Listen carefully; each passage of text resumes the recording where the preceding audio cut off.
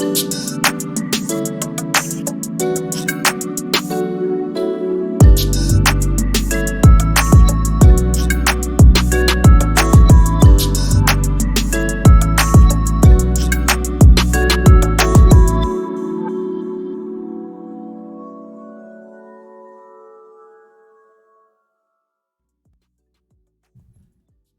in the Script, episode 58, Black Planet.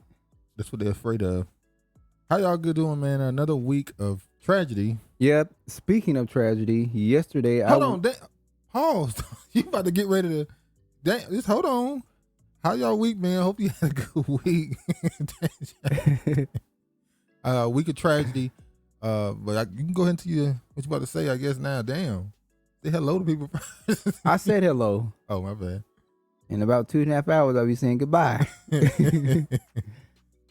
Anywho, so yesterday, I happened to be on the Link light rail, and the train operator hit somebody. Now, it wasn't their fault necessarily because the person that crossed was on their phone and they weren't looking, and they was actually jaywalking, to be honest with you. But the point I'm bringing up the story is just how much people are desensitized to seeing deaths. The person didn't die.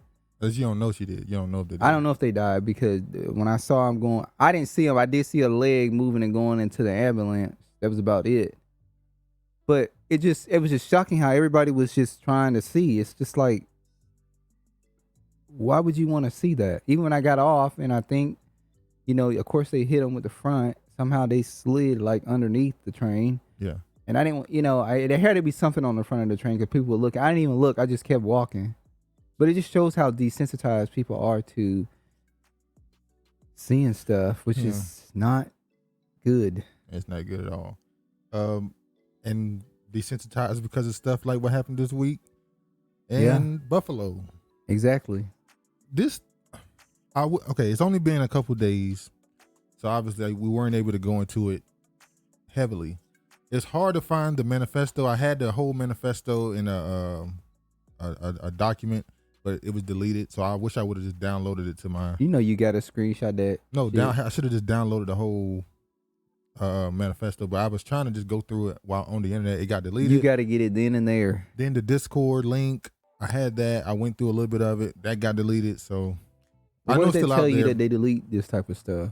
Yeah, I was a lot. Yeah, I wasn't gonna go through it, but I might try to go through it at some other point if I feel that it's a lot deeper than what they're perpetuating in the media. If it's not just some loner white guy who just shot up a store killing.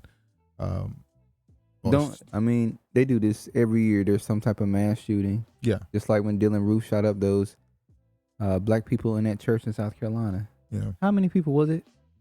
10, I think. Might be wrong. No, it was 8. It was 9. I'm sorry, I can't remember. I'm not even gonna try to guess. But so let's go ahead and get right into it. I think it was 13 total. Keep these numbers in mind. 10, 11, 13. Very significant numbers. 10, rebirth. 11, regeneration, all this stuff. 13, you know that everybody has an understanding of what that number leads to. So I just found those numbers. But that's because I know that these sickos in these media platforms, they believe in numerology and stuff. So you keep track of that stuff just to know what they thinking more than anything. But 10 shot in Buffalo supermarket attack, police call hate crime.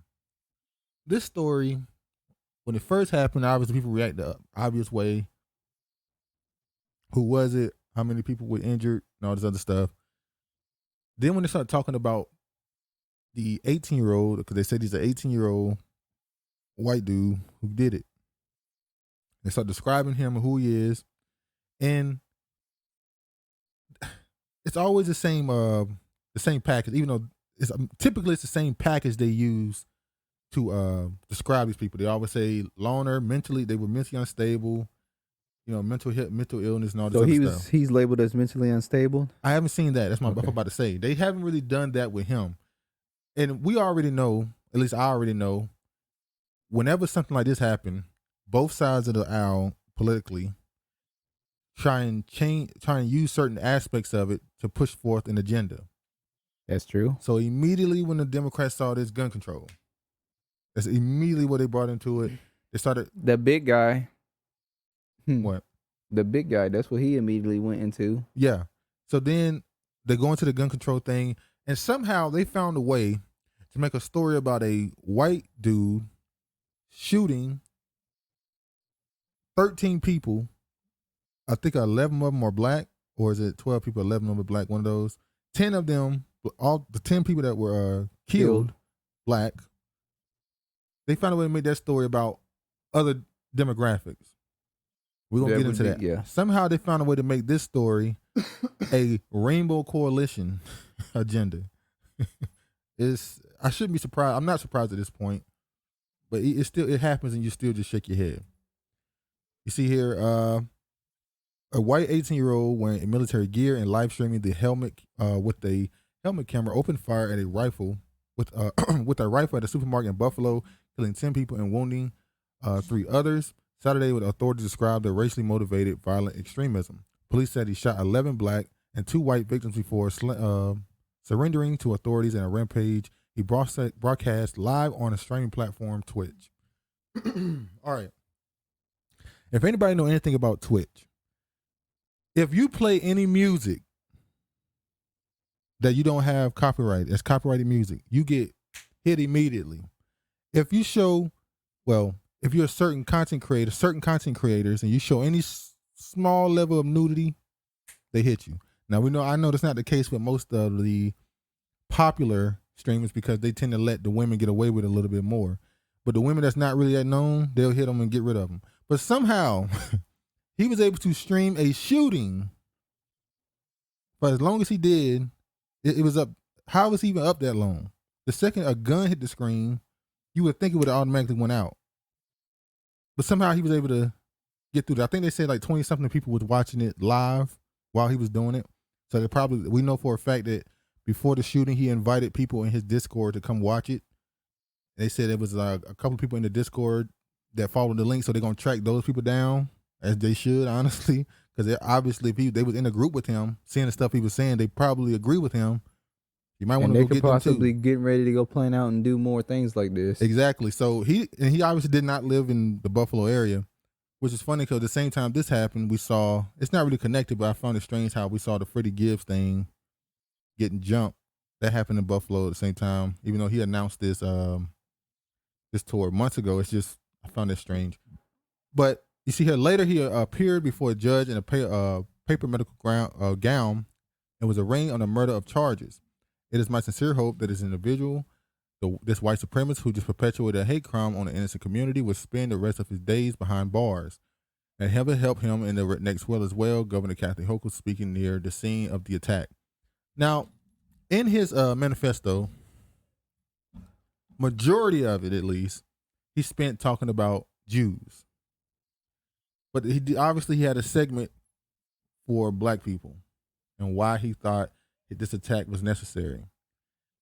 We're going to get into that later about what this really means and what this is really about and how this is 100% connected to Roe versus Wade. This is connected to the immigration. This is what all this is about. It's all connected. So let's go to this next one here. Store manager says Buffalo suspect Peyton called her an N-word lover on a recon trip. So before he did the shootings, he took trips to stores in different areas. They say he wanted to find the highest black concentrated area. He went to one of the stores, and I'm reading a story here that they said a white manager at a Buffalo Massacre supermarket claims an accused teen gunman called her an N-lover during one of the reconnaissance trips to plan to attack that left 10 black people dead. Rose, 56, who was a produce manager at Tops Friendly Market, told the Post that 18-year-old Peyton made an alarming remark when he asked for an item while she was working last month. I showed him where it was, and he was acting stupid. I took him to the aisle and gave it to him. As I did, he remarked, "You look like you don't belong here," said of the encounter which took place around Easter. I said, "What do you mean by that?" He said, "You look like you just belong in a suburb store, not here," I said. "Well, I was in a suburb store and I got promoted here, and I love it here. I love my customers, co-workers, The store is a great place to work. As he turned away and walked, he said, "Another in lover," she added. Now, this remark, would you have expected her to actually do something about this right here? Yeah. Like what? I mean, what she gonna go? Was she gonna call the police and say this young white guy called me in lover, or she could have went to the manager. Was she a manager? She's a manager. She could have banned her from the store. There could have been one thing she could, if she felt like what he said was inappropriate. Well, she should have said, you can't come to the store no more. I mean, that's a pretty big deal. You calling her the in lover word. Yeah, but she just said she went on to just avoided him. But you didn't realize that by you avoiding him, there was a bigger situation that was. She didn't know he was. Hold on, we're not gonna say like she knew he was gonna come back and shoot the store up. If somebody came in the store and you're a manager, and you assist them, and they walk away and say you in lover, I'd be like, you can't come in the store no more, especially if it's a highly populated. Even if it's not a highly populated black store, you should have said no. You're banned from the store. You can't come back in here using that word. Well, I agree with that. I'm making a point. You can't really say she knew he was gonna come back and shoot it up. But what I found funny is, remember this story here? Police, woman arrested after allegedly telling staff inside Chinatown nail salon, "You brought this corona to this country." And that's racist. So a black woman was arrested immediately. So it's like, so I was asking, why didn't she do that? I'm not gonna say I expected her to call the cops. No, I don't expect them to do anything. But it's kind of strange how something similar was done, and instant judgment always comes on us. Huh? And it was right after that, after anti-Asian hate, and they enforced that quickly. So, yeah, I just found that kind of. And she still didn't back down because she was talking shit to the police officers. Now look at this right here. The shooter was not from this community. In fact, the shooter traveled hours from outside this community to perpetrate this crime on the people of Buffalo. A day when people were enjoying the sunshine, enjoying family, enjoying friends, all manner of happy activities. People. Now, obviously, this is compared to Kyle Rittenhouse leaving where he lived. I think they said he had family members that lived there in Wisconsin. Yeah, Kenosha. Yeah, he had family that lived there, but he was going there to help with the riots or whatever going on, and it led to him end up shooting somebody. And this whole, obviously, we know what happened. Is this comparable to that? No. How's this comparable? He said he was going there, to prevent the rioting and looting. This guy went there because he was just straight to it. I'm here to kill any group of people that I don't like. No, it was black people. Well, you said he talked about Jews. No, in his run up to come to the store, he was picking the blackest area. Okay, so his intent was to go and kill black people. Yeah, he ended up killing 2 white people too. So they probably were in lovers. He had been seeing them in the store, fraternizing with them. I don't know, but also most of the people that were shot, majority of them were older black people, which made it even. Well, they always. I told you they always pick on the old.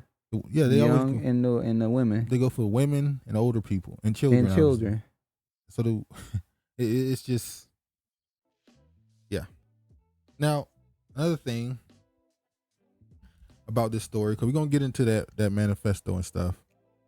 Another case that almost happened, there was a threat of a shooting in Buffalo. Buffalo man threatens to shoot up pizzeria one day after mass shooting. Well, pizzeria, who worked there? I don't know, but Buffalo man who was arrested after he threatened to shoot up local pizzeria like the Top supermarket one day after the gunman killed 10 of the store in a hate-fueled massacre.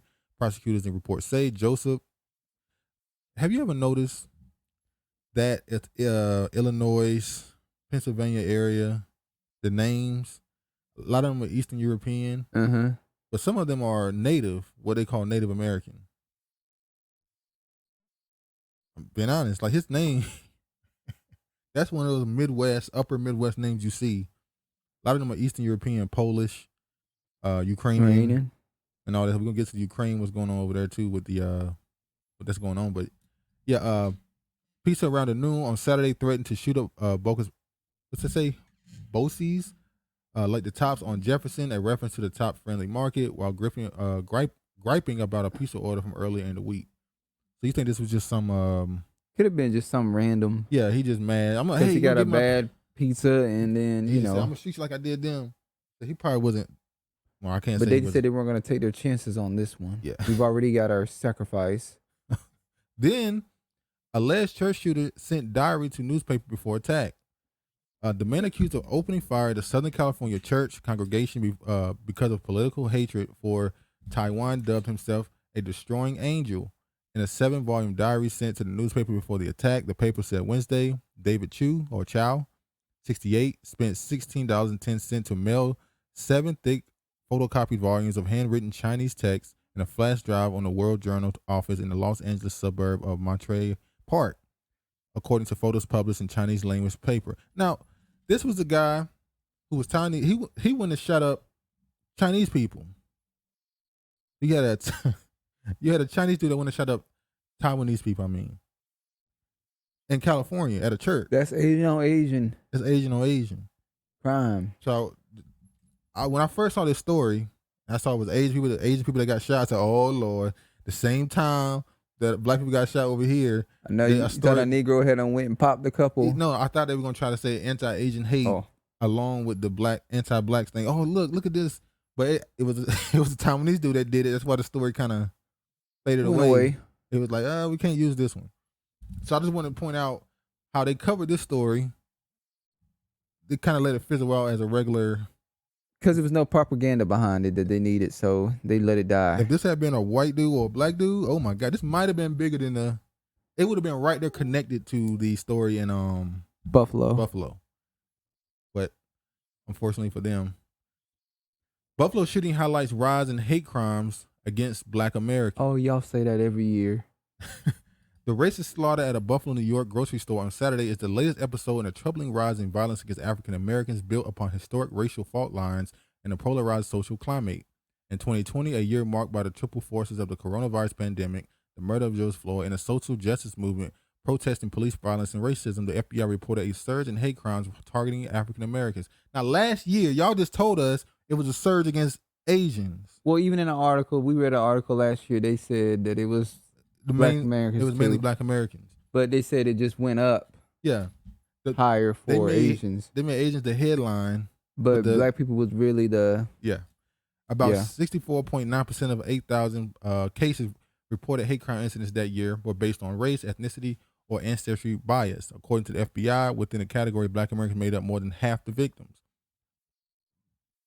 That's a lot. Yep. The number of reported hate crimes against African Americans in 2020 was 2,871, up from 1,972 in 2019. The spike drove a nearly 9.1% increase in the hate crimes overall. In the 5 years before 2019, African Americans were victims in about half of the all race, ethnicity, and ancestry bias cases, according to FBI data. Experts who track data cautioned the federal numbers were incomplete and that some of the spike might have resulted in increased awareness and more willingness to report such crimes. Yet they say that the attention to social justice might itself have spurred more violence targeting Black Americans. So they're saying because you talk about hate crime, they commit more hate crimes? That's what they're trying to say. Keep your mouth shut and you won't be getting attacked. Which is funny because that's what you hear people say about racism. Oh, if you just don't talk about it, it'll go away. And it's it's still going to be there. You just being a punk and not addressing a situation. From me, punk. You're punk. All right, let me show this video here. This is this was a guy today who was going around Harlem trying to stab people with a needle. What did he think was gonna happen? I've heard this story twice. We know what happened at Travis Scott. It was allegedly happened at Travis Scott's concert, Astro World. And I can't remember what it was. New York again, I believe, where somebody was running around trying to stab people with needles, either in New York or somewhere in the South or Texas. I can't remember. I remember another story from like 2019 of somebody trying to stab people with needles. So I'm gonna show the video here. And why would you go to Harlem? Was he trying to get niggas the vaccine? That's a good. It's only. Was it one needle or multiple? They got a bag. They gonna show the bag. Police not only watched but then proceeded to protect them.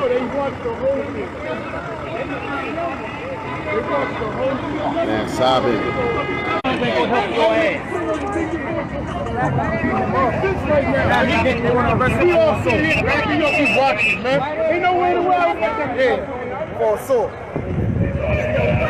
But the one on the floor had a bunch of needles and stuff, but he good.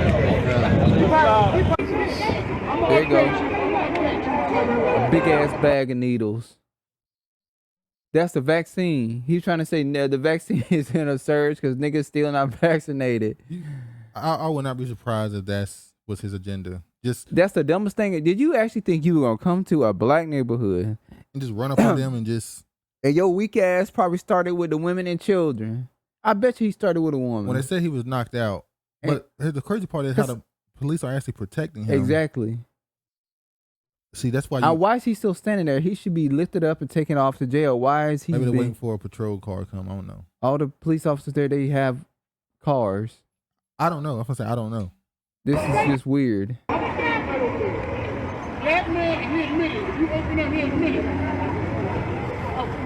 We told you not to try that in Harlem or any urban city in America.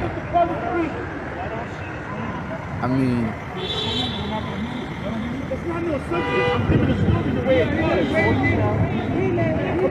even Stevie Wonder knew that he could see that this wasn't gonna go right. You think you're gonna come to a black area, yo white ass, and you're not gonna get you should have got flatlined. That's what I was saying. Really, honestly, he got let off. I mean, instead of you getting knocked out, you should be in a coma. And this is what leave me disappointed in our people. Like, if that was a Negro that stepped on somebody's shoes, they would have beat him. They would have beat him. Beat him. He would have got shot. Y'all kill people for less. But we kill people for less. They go soft on I'm not calling for any violence. They go soft on these less melanated people. It's just crazy to me. Like, maybe he have a sister or a brother. They could, Buffalo shooter Peyton posted white supremacist manifesto. We know about this. The teenager accused of killer. We know all this. Who officials said traveled several hours, claimed in a 180-page diatribe that he has radicalized on the internet while he was bored during the early days of the pandemic, not by any people he has met personally. So what we've been talking about for 2 years, but definitely for the last 2 or 3 months. What has the one side of the political aisle been constantly talking about? Disinformation and the dangers on the internet of radicalizing the youth. This immediately, when I heard him write, or at least when I read his manifesto and it said that, I thought, is this real? Well, you already know what And everybody who's read it, the main thing they come away from it is this looked like a copy and paste. Everybody that's read it has said this is a copy and paste of previous manifestos. There's no real original thought in all this. There's a lot of 4chan memes. There's nothing in here really. The powers that be, they're getting lazier and lazier, and they don't have time to, personalize it and make it seem more real. Just throwing shit together. People say you learn more from the Discord, where he was more like a diary, where he was talking in the everyday, talking about stuff. I saw one guy make a point that in his inside of the Discord, he pointed out a running theme throughout it was how he had a toothache. He had a toothache, and he blamed Jews for not fixing it. He went to the dentist to get it fixed. It never got fixed. He could never get rid of the toothache. He said his dentist was Jewish, so he just said so. It's weird. Well, you could have got another dentist, sir. But why would you blame that on Jews and then go kill black people? Because black people are the real. So this story seems to be obviously he's supposed to be this 18-year-old dude. He's obviously going to be confused. Have all these views he got. They are now saying the dangers of the internet. Look, it was the internet that did this. So we're going to say because he's 18 years old that he's confused about what he did? That's not what I said. Oh, I mean his ideologies. Because he's 18 years old, he's confused about his ideologies. No, I said he got a whole bunch of stuff in his head. Okay. Well, say what you want to say. No, I don't have nothing to say. Okay. So he's on 4chan. I wonder if this is, how long does 4chan last? Because they've been accused of a lot of stuff on that site. But now that this kind of heat is on it, can it last through this again? Probably so. Let me go to this. I just wish I had never met him. He's a disgrace. White supremacist Buffalo shooter, only close friend is a Hispanic former classmate whose girlfriend is black. She's biracial. Everybody else saw it, knew that. But, once again, we talked about this. Right wingers, they'll take anybody who ain't white and call them black. Racist Buffalo supermarket gunman spent much of his spare time with a Hispanic best friend from high school and his black girlfriend. Her name is Skylar McLean. That last name is definitely. We already know. But this is on brand for what happens with this though. Remember the dude from so a guy who has those views apparently is friends with a Hispanic. Well, did he talk about Hispanic people? I told you I didn't get to read it all. I got deleted. I do know I saw people say that inside of the Discord thoughts that he actually mainly went at Black Americans and Jewish people, obviously, and he complimented some immigrants.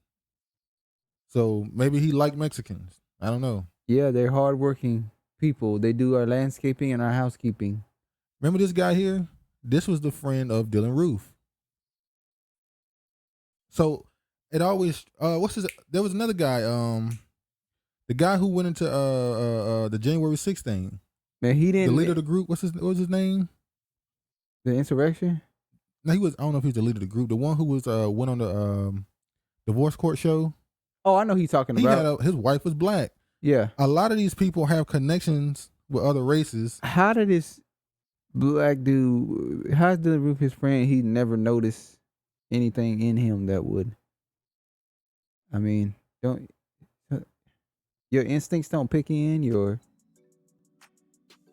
I'm just trying to understand. It's kind of crazy. Well, that's when we go into Speaking of the big guy. That's when we go into the whole thing that more than likely none of that is real. They don't really know these people. They just leave behind trails. They're actors. They act like they're real people. Now let's go through some of the thoughts of people on the Democratic side. Then we'll talk about the thoughts of the people on the Republican or conservative side. The first thoughts that came out of their mind when they saw what happened. Barack Obama. This weekend's shooting in Buffalo offer a tragic reminder of the price we pay for refusing to curb the easy access to guns. It should also serve as a wake-up call for all Americans of goodwill, regardless of party. We need to, the strongest terms of political and media figures who, whether for political gain or boost ratings, who use their platform to promote a normalized replacement theory and other starkly racist, anti-Semitic, and nativist conspiracy theories. Well, who's the replacement theory? Here's another. This replacement theory is about white people being replaced in America. By who? White people being replaced, not being the majority anymore. Okay. Now, here's why this is weird that he called it a conspiracy theory. The right, one side says we're being replaced, white people. I saw a guy who said that, he was a white guy. He said, my father, when I was young, I asked him, what does it mean when you say the South Side rises again? And he said, son, that one day it's going to be illegal to be white in this country. So this is how, obviously we know it's been a thing in America since forever. Caucasian people having this feeling of being replaced. But they'll tell you, one side will tell you that's just conspiracy theory. But people on the Democratic, liberal, left-wing side will also tell you that by 2070, the average person is going to be brown skinned. Not by 2070, 2050. No, I'm talking about not how many people in the country are brown. I'm talking about mixed people. No, they're saying by 2050, everybody going to be mixed. You know that picture of the girl with the brown skin, the colored eyes? Yeah, that's how they want everybody to be. That's what I'm saying. They tell you that's how they're going to look. It's like, well, how is it a conspiracy theory then? If you're saying it's going to happen and they're saying it's going to happen, the only thing different is the reactions. They don't want it to happen, and you're okay with it, seemingly at least. Publicly, you seemingly okay with it. So how's it a conspiracy theory? Why would anybody want to be okay with everybody looking the same? Everybody being mixed. So that's what he had to say. And notice, he really had nothing to say. He didn't use the word black. He never uses the word black. He didn't use the word black. He made it about guns. Exactly. Now watch this. This is what Joe Biden had to say about the post-gay nightclub shooting. President Joe Biden designated a post-gay nightclub in Orlando, Florida, a national memorial to honor the 49 people killed in a 2016 mass shooting and urged Congress to pass laws explicitly protecting civil rights of LGBTQ people. You see how he mentioned their name? And made it no explicit. Problem. We can't be. This is the Asians. We can't be silent in the face of rising violence against Asian Americans. That's why today I'm taking additional steps to respond, including establishing an initiative at the Department of Justice to address anti-Asian crimes. These attacks are wrong, un-American, and must stop. Yeah, he said their name. Let's see what he had to say about what just happened. Jill and I pray for the victims, their families, and devastated community from yesterday's mass shooting in Buffalo, New York. Our hearts are heavy once again, but our resolve must not waver. We must work together to address the hate that remains a stain on the soul of this nation. Never mention black people. Like we're just not seen at all. We're just a blip on the map. You're seeing, it's just politically, politically addressing black people is like taking a poison pill. When you address black people directly, it's a poison pill because every other demographic. Remember when something gets passed for black people, you'll see Asians come along, or Native Americans, or Mexicans. Somebody come along and say, "We need this," because they understand we're not going to stay at the bottom. I mean, we're not going to fall to the bottom where they at. So we have to make sure whatever they get, we get it, so that the more they go up, the more we go up above them. We can't allow them to get something we don't get, because then we will fall underneath them. So nobody wants to be at the bottom. They make sure if you get something, they get it. So they know politically whether you're going for any position in politics. When you speak to black people, you need to speak just nice to them. You need to say things that's just inspirational. Yeah. We need to get rid of hate and all this other stuff. When you start talking actual policies and real tangible things, other groups get itchy. Yep. And that's why when Yvette Carnell said, we tired of being at the bottom. We don't care who go to the bottom. We've been at the bottom for very long. It's time for the other groups to take this place. There should have been no offense in that at all. No. It is what it is. Game is the game. And niggas are maybe starting to learn how to play it. Now this right here, I don't understand how this man is still around. By the way, this man is a snitch. He's an informant. He got caught up in a drug deal and had the fact that he's still allowed to even be, he works for MSNBC, so that's CIA anyway. So anyway, this is what he had to say about the shooting in Buffalo. Once again, only the target, at least, because there were 2 Caucasians that were allegedly shot. The target were black Americans. But let's see how he is able to expand that to include other groups. But it's costing lives, and it's not just lives in my community. And certainly, I'm all over this. I've talked to many of the victims in Buffalo.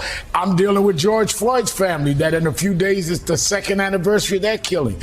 But you can't just fight for your tribe. You've got to say this goes across Jews, Latinos, LGBTQ. So basically what he just said was Jews, immigrants, and LGBTQ. All those groups got more clout than you at this point. When I say you, I mean black people. This was a crime that affected black people. So the topic and the focus should have been on black people. That's it. It's never hard for other groups to do that. And this bobblehead right here. It's never hard for other groups to make sure whatever affects them, they make sure to address it in the context that it should be addressed in. Like the term racism or racist need to die. We need to have, you see a lot of people using it now, anti-black hate. But they won't give us that title. Now, they have anti-Asian, anti-Semitic, anti-Muslim, but it's just racism with black people. No, we got to make sure, we got to get rid of the word racist. Anti-black American. Be specific. Who you talking about? You got to make sure you're pointing out exactly who the offense is against. All right, let's go here. Racism is real in America. It has. Remember when Kamala Harris said America's not a racist country? Yep, that was 4 months ago. She said this is not a racist country in the first. All right. Always been. Xenophobia is real in America. What does xenophobia have to do with this right here? It has always been. Sexism too. So we got women, immigrants. We should gonna bring up the other group. We know the other group coming. Let's see. I said last year, and I sadly say again today, we have had people in positions of incredible power in our country, scapegoating. People with the biggest pulpits, spreading this kind of hate. So she talking about Donald Trump? Yeah, she's still talking about Trump. Y'all talking about, this man has been out of office for almost 2 years, and y'all still talking about Donald Trump. When they kept saying that Donald Trump is all this stuff happening underneath Donald Trump, people brought up, well, Trayvon Martin, all this stuff happening underneath Obama. The big guy. And now this is happening underneath Biden. So it ain't the president. None of these presidents. It ain't the president, it's the damn country. It's the actual country. For some reason, you think that one person can. No, you can't. This requires, these moments, sadly, tragically, require us to ask, who are we as a nation and what do we stand for? America has told everyone what they stand for a couple hundred years. Money. That's it. The only thing that's worth something in America is money itself.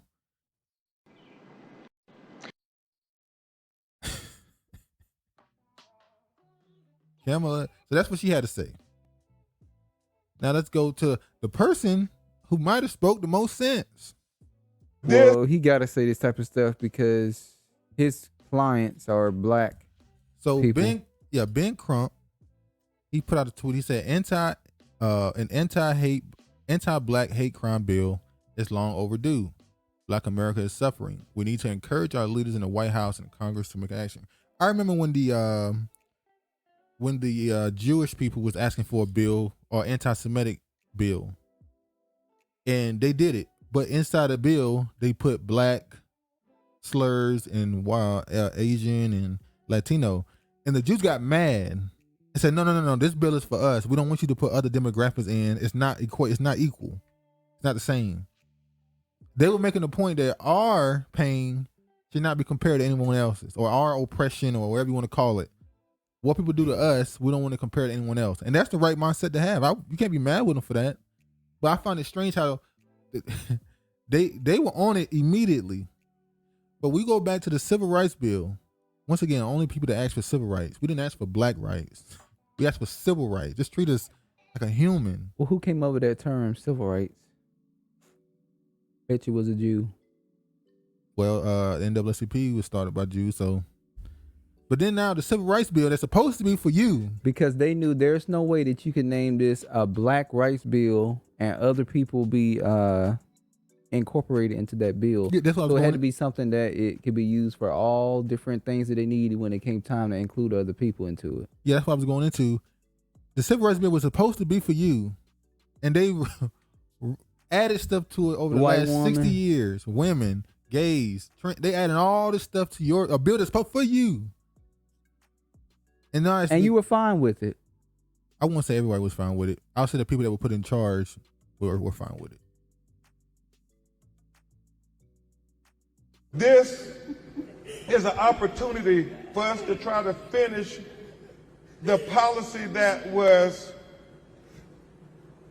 initiated when the young white supremacist Dylann Roof killed all those innocent black people in the church in Charleston, South Carolina, Angela. At this point, it might be better to get caught with it than get caught without it. Caught with what? A gun. Well, Even if you ain't got a license. I have an appointment August 5th, 6th, Seattle. Because you gotta register, yeah. You gotta register, you have to do your interview in person. Yeah. After I get the license and everything's squared away, I'm gonna get a piece. At this point, it's better to get caught with it than without. Even if you ain't got a license. Yeah. Get something. August, I have an appointment. Because this is a race war. Yeah. This is a taste of one. This is just a taste. When you could be at a grocery store to them. How often does it gotta happen before we see it as what it is? When a person can go in your church and shoot you.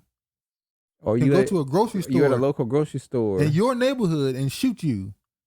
And you just defenseless because you don't have nothing to Now, the security had a gun. He fired back, but he ended up dying. Yeah, but no, I need to be able to protect myself and not rely on security. Well, yeah, but better get caught with it. If you get caught with it and the police catch you with it and you got it illegally. Well, I'm gonna do it the right way, the legal way. Try to. I'm not talking about you. I'm not talking about you. I'm talking about other people. There's people who, What? Look what happened with Devin Haney right now. His father can't go into Australia because he got a charge from 1993. Well, that's why we have to make sure that we don't put ourselves in situations that get us felonies and put us in situations where we can't do certain things. I agree. But just because you made a mistake, that means you should be punished for it for the rest of your life. Mistakes. It is a mistake. Some people continue to make mistakes over so and I should over be punished and over. for something that was 30 years ago? That's not what I'm saying. So There's point no such thing as change. However, that's why some things you have to let go and not try. Like the story last week, I didn't really say nothing. If the guy would have just let the woman go and not held her up in the house, he probably would still be here today. But because we put ourselves in situations, it causes bad outcomes for us. Yeah, it's true, but I didn't say anything against that. The point I'm making is, if you got a history, a past, and there's nothing you can do about it. Well, I'm not going to tell people to go out here and illegally get a firearm. It might be better to get caught with it, man. I mean, we talked about then having an anti-black hate crime bill passed by the U.S. Congress, but it stalled. And we saw last year, Stephanie, and we celebrated it, that they passed the anti-Asian hate bill. So maybe in the wake, Tiffany, of this tragedy here in Buffalo, New York, Raymond, just maybe we can finally get the anti-black hate crime bill passed in the United States Congress. Well, first of all, we were not celebrating them, me personally, having no anti-Asian crime bill because I didn't think it was worthy of them having one. How the hell we been in this country for over 400 years? I'm going along with America, over 400 years. All the things we've been through, we have not had no anti-black bill. But the Asians, they get 1 year of them getting some heat on their ass, and they get a bill passed for them. But I don't like this. Like what? I don't like the image of a black man asking the government to protect him. You can't tell me you don't see that as what it is. So what should he do, dude? I've been saying it I've been saying it. Police ourselves. Protect ourselves, yeah. So like Tulsa, like every other thing we built and developed and tried to do for ourselves, they go in, destroy, and tear it down. Black Wall Street was destroyed and they built it back. Maybe they just didn't have enough protection. Maybe if they had more people with weapons, maybe if they had their own planes with bombs on them. So you think the United States is going to let you develop that? They're going to let you develop? Let me? Yeah, I'm going to say let you. You think this country is going to let you develop all these things, have your own military, create your own bombs? So you're going to create your own bombs? Security. You're going to create all this stuff? Who got them? Other groups, militia groups. They got bombs and shit. So you think they're going to let you? You keep saying let. They can't stop me. Not hold on. Let me. right. Wait. You Not right. me. I'm speaking in general. By the way, I don't think you are. I think you clearly speaking. You speaking for yourself right now. I have no bombs. Because you're not speaking for me. I'm not speaking for nobody. I'm just speaking in general. I'm just saying people. Oh, can now it's protect people. themselves in this No, country. you speaking for you because you damn sure ain't speaking for me. Because I know what's gonna happen. What? They're gonna come in and tear that shit up like they do everything else. What's the difference from the past then? Okay, be a Hold on, I'm not. Hold on, let me pause for a second. Wait, pause. Be a martyr. I'm not a revolutionary. Sounds like you won. I'm just on the internet. Let me make sure I point. I'm on the internet. Dude gonna be a martyr for us. Let's thank him. Let's give him applause.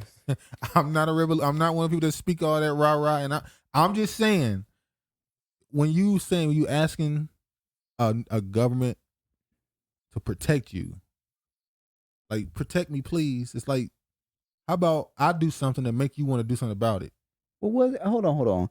But episodes back, you were saying that we should just like get reparations, right? We should get land. The government should make us a protected class. It's a debt. Hold on, I'm a person that said that if you get reparations, you gotta leave the country. You know that. But you also have said that we should be made a protective class too, right? I said that. So you've never said that. I won't say I never said that, but so if you're being asked to be a protected class, pause. what is the difference to him asking the government to create a anti-Asian bill? You done? Okay. The point. No, I'm not, but I'm gonna let you go. What offense were you saying? No, go ahead. Why you say you would? Why the hell you say you wasn't done then? I said I'm gonna let you go. Go ahead. The point I'm making is I have always said that if Black Americans get reparations, they will have to leave the country. I said that. I'm not denying you that you never said that, but I'm also saying you have also said that we should be made a protective class. I was making that point is if you get it and stay, you're going to need to be a protected class. Right, but isn't that asking the government to provide security for you? No. That's asking the government for penalizing people who do something to you more harshly. But okay. No, for instance, right now, if a person of a race shoot you and there's nothing racial about it, it's just somebody killed you, somebody did something to you, somebody harmed you, somebody steal from you, whatever. If you get reparations, you own property and stuff, and another race come to you, after reparations, there'll be a lot more tension. So the likelihood is going to be a racial component to it automatically. So there'll be a harsher punishment to it. That's the point. You don't think there's going to be tension with a group of black people creating their own security forces, their own militaries, their own bombs inside of a country? I shouldn't have said bombs because now you're thinking of it as a military. Ain't that like Russia and Ukraine? When I said bombs, I was talking about Tulsa. What happened to them when they were bombed? I was saying that if they had their own, maybe they'd be less likely to try to drop them on them. So I'm not saying you need bombs today. I was talking about then. So just having guns and defending yourself against a high tech. We're not talking about the government. Against who? People like this running in your neighborhood shooting you. And not just them, the ones that's in your community doing it. It's the fucking government that's running in your neighborhood and killing you though. What? So we just gonna deny all the things that have happened to black people. Like, for instance, you keep expanding what I'm saying. I'm just talking about people going to your neighborhood trying to shoot you and harm you. If you start getting all that stuff, all what stuff? If you start developing your own, like you keep saying about to say military. I should have never said military. bomb. I was gonna say, let's say your own police force. Other people got their own police force. What's the difference? Because you're not them. They're gonna let Jewish people have their own police force. It ain't just Jewish people. Who else? Neighborhoods that have a majority of a particular race, typically the cops represent that neighborhood. It only is different with black people. We the only ones got Asian, white, Latino officers walking around in our neighborhood. Everybody else, typically, the person of the neighborhood is of that race. And move on to the next thing. All right. In the spirit of these lost lives here in Buffalo, New York, we are imploring President Biden to use whatever influence he has to tell America we need to pass this bill because Black America is suffering right now. And we need to know that our top leaders in America react and respond when we are hurt too, like they acted and responded when others were hurt.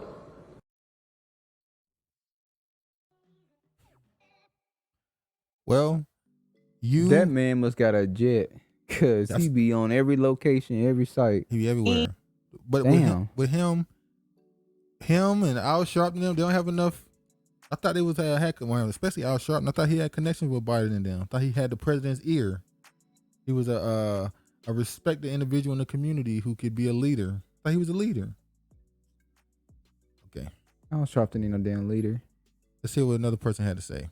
We are at yet another moment of national reckoning, right? This is not an isolated incident. This is more than half a century of oppression, of systemic racism, and now is the time to renew the call for reparations. I think we need bold, reparative action on the forefront of all of these conversations. Prayers and thoughts are not enough.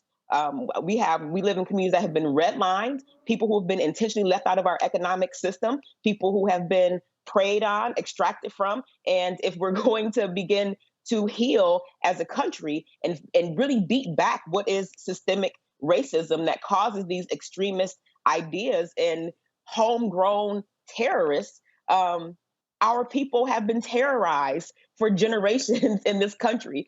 Our existence in this country comes from a place of terror. And if we're not having conversations about reparations, if we're not having conversations about actively undoing the harm that has been caused by redlining, by intentionally leaving Black people out of economic and social upward mobility, then it's a non-starter for people like me who do this work, who care for our communities. We're tired. I'm tired. This dude was allowed to go into our grocery store and shoot up a bunch of grannies and aunties, right? And children. An 8-year-old girl hid in a freezer, afraid for her life. And, I'm tired of prayers. I don't want that. We need resources. We need money. We need the accessibility and availability of our own things. We have our own grocery stores. And we need to be able to have the self-determination on autonomy to protect ourselves and our own community. By the time she got to the end, she sounded like me, didn't she?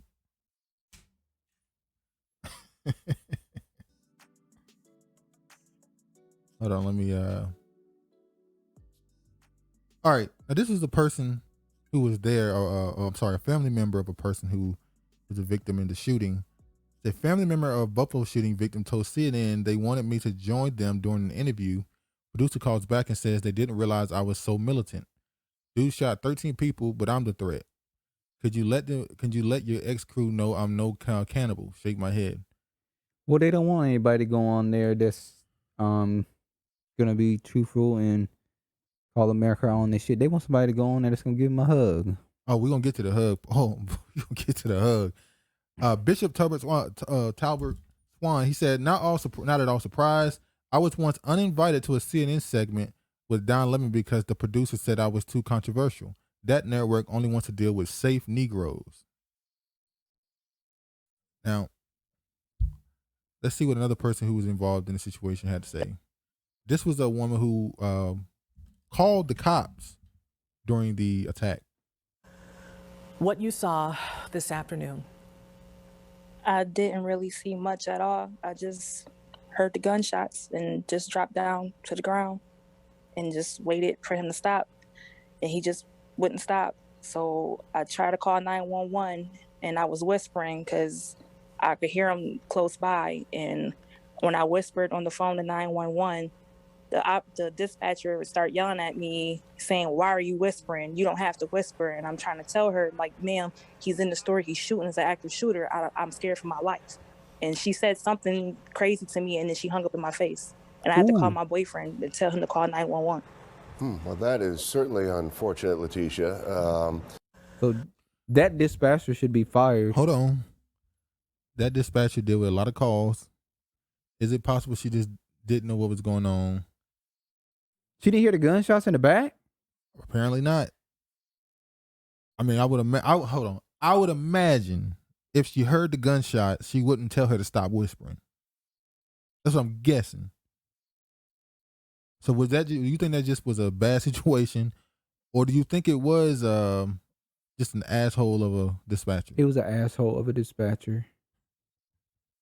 We don't get to say you deal with a lot of calls and you've had a hard day. That's your job. I wasn't going the hard day route. I was going. You get a lot of strange calls, prank calls. That's your job to deal with that.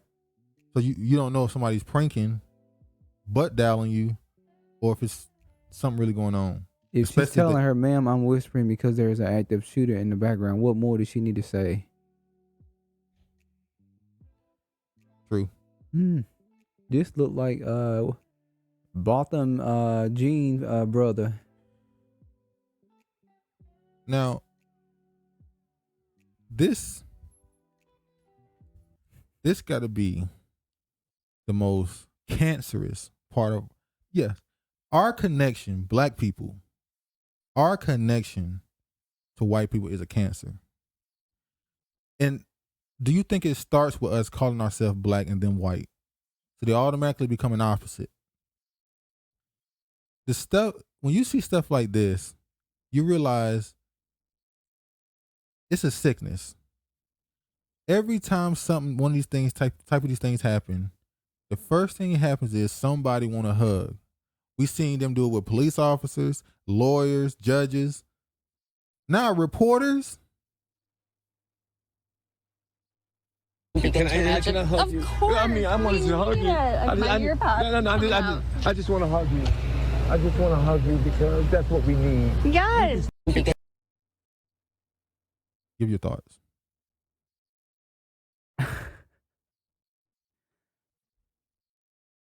Our people have an obsession with white acceptance. It ain't just acceptance.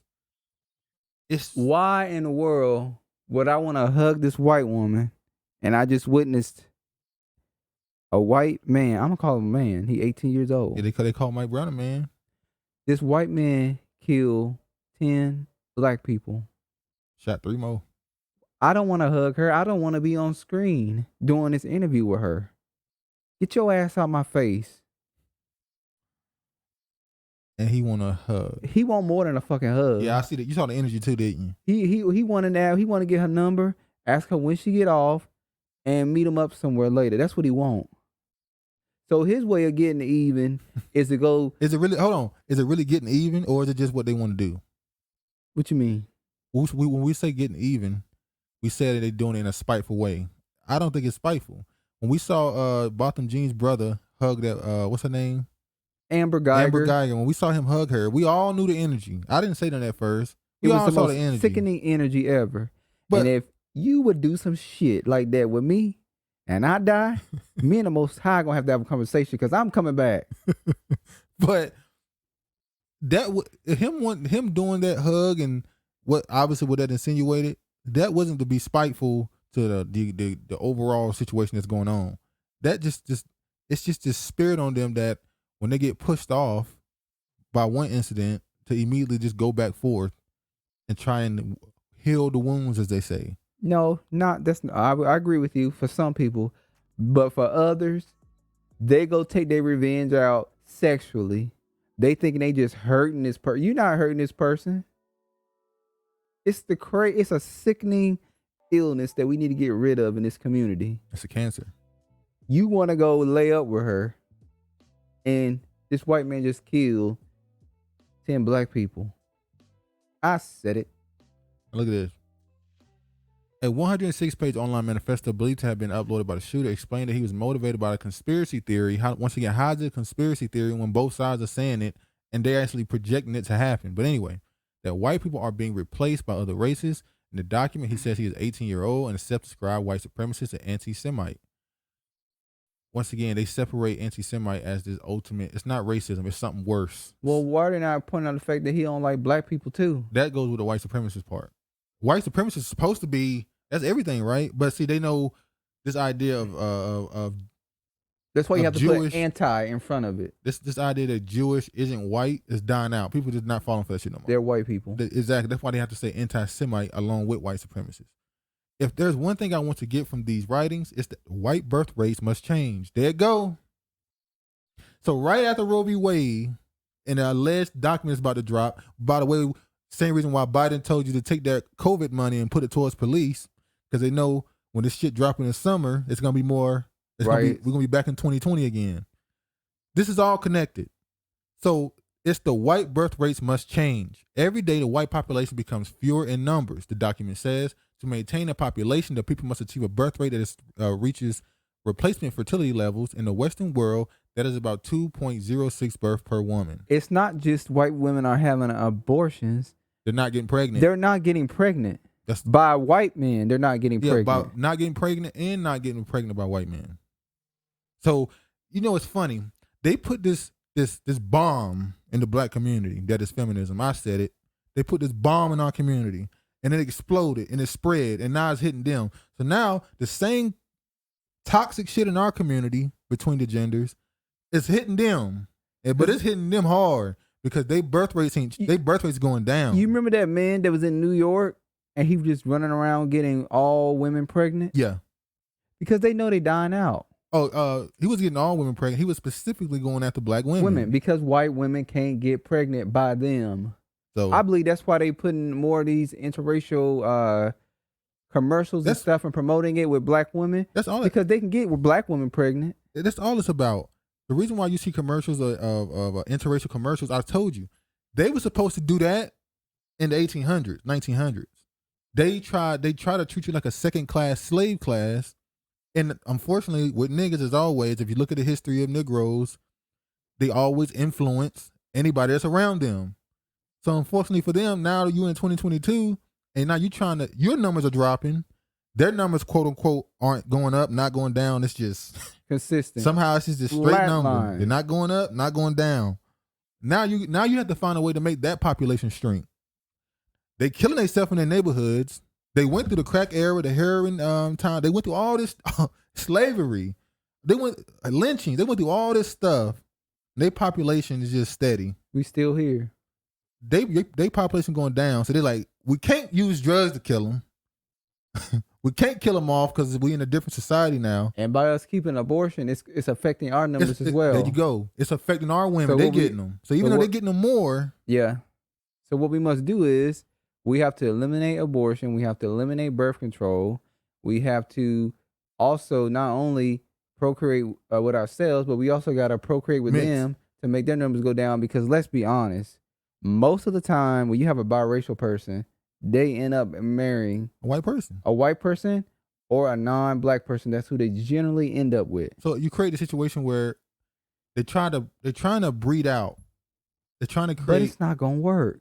They don't want to make the entire population mix. What they want is to keep white the majority. So for instance, if I got 10 white people to 4 black people, if I can get 2 of those black people to have biracial children, even if my population drops, the black population drop too. So my population is still the majority, even though it's smaller than it was because I'm shrinking theirs as well. It's all, what's her name? Dr. I can never pronounce her name correctly. Dr. Frances Wilson. Wilson. As she said, the gun is a phallus. That's why I told y'all. That's where I got that from. That's what it's all about. Look at this. Was there a particular event or reason you decided to commit to a violent attack? Before I began, I would say that I was not born a racist nor grew up to be racist. I simply became racist after I learned the truth. He said the truth. I started browsing 4chan in May 2020 after extreme boredom. Remember, this is during the outbreak of COVID. I would normally browse K because I'm a gun nut and out because I love the outdoors. And I eventually wound up on, there I learned through infographics, shitposts, and memes that the white race is dying out, that blacks are disproportionately killing whites, that the average black takes $700,000 from taxpayers in their lifetime, and that the Jews or the elite were behind this. Now, he's also pushing this notion that Jewish people are using black people to have this proxy war with the other white tribes. How do black people take $700,000 from taxpayers in their lifetime? I guess he means welfare. Black people are not the only ones that receive welfare. White people receive welfare. Hispanic people receive welfare.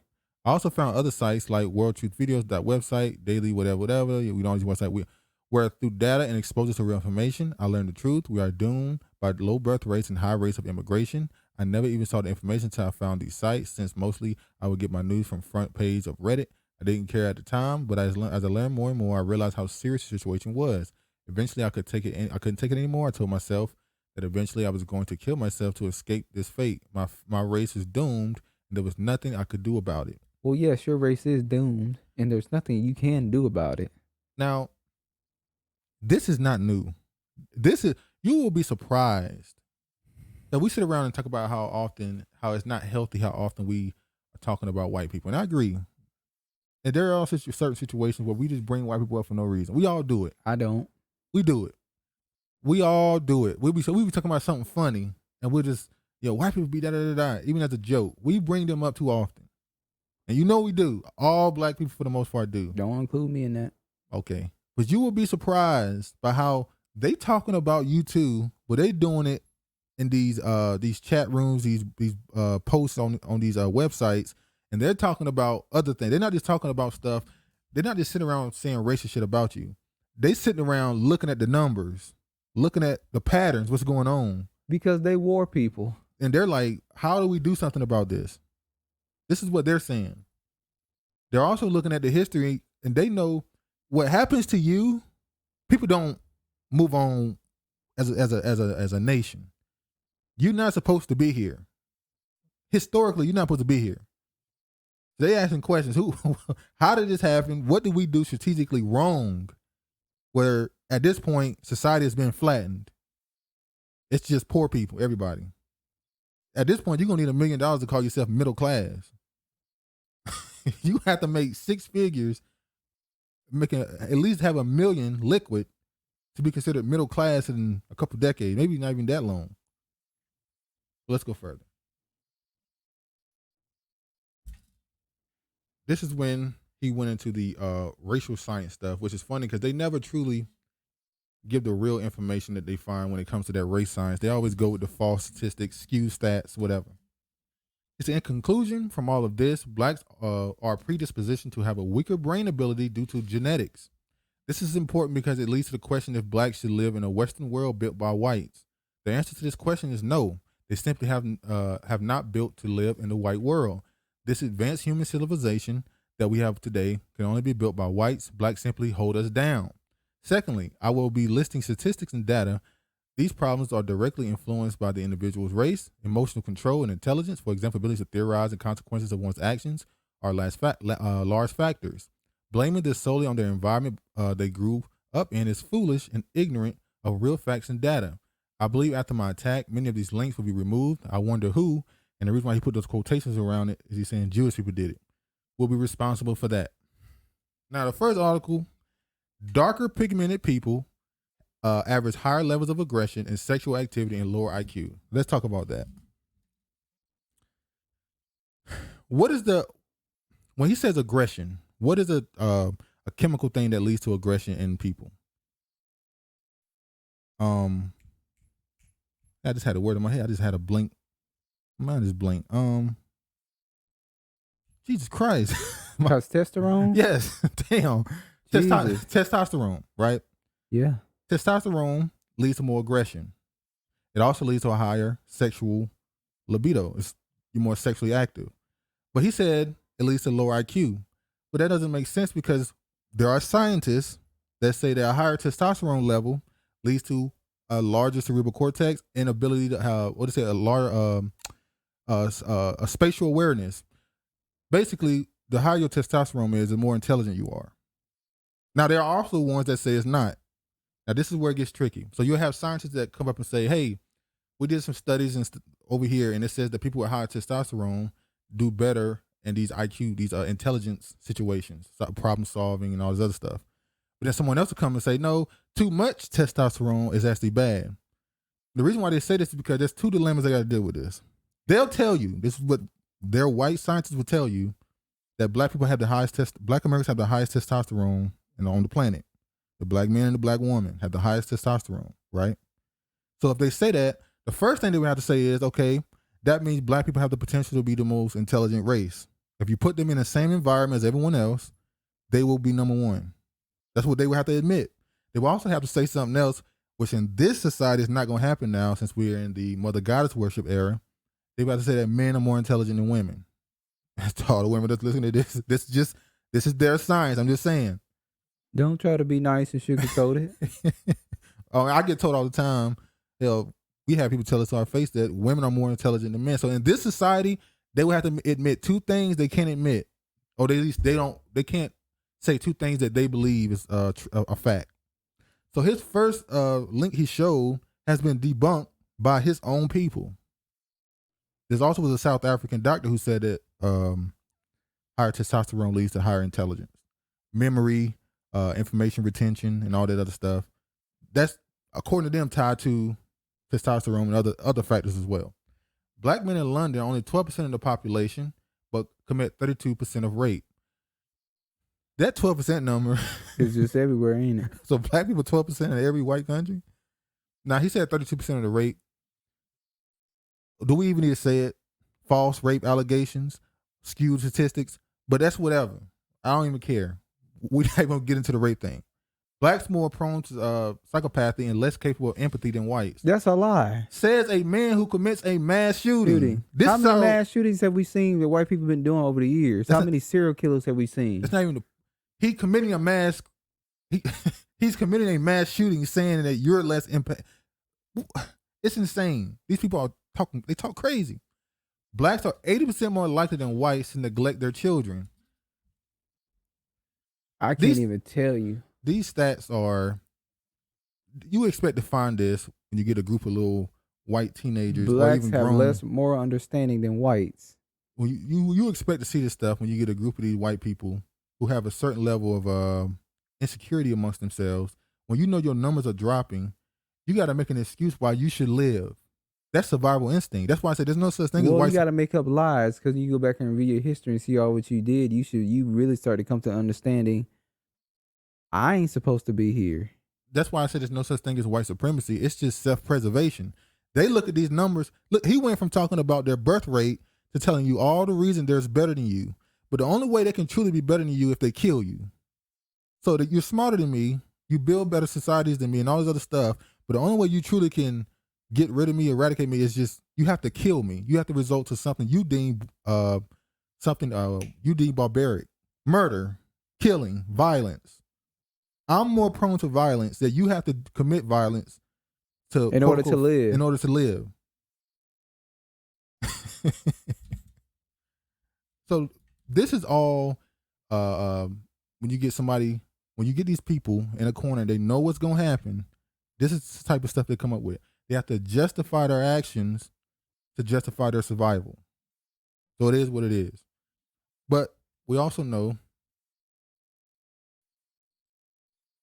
and I have to say this. This is Professor Crump. And wasn't she the one that was going at the I am not man? I am not man. Yeah. She went at what's his name? Tommy, damn. I forgot his name. Dr. Tommy, good Lord. The man who wrote The Man Not. You know that book. She was going back and forth with him. She's been back and forth with a lot of situations. She the one that got a blue check.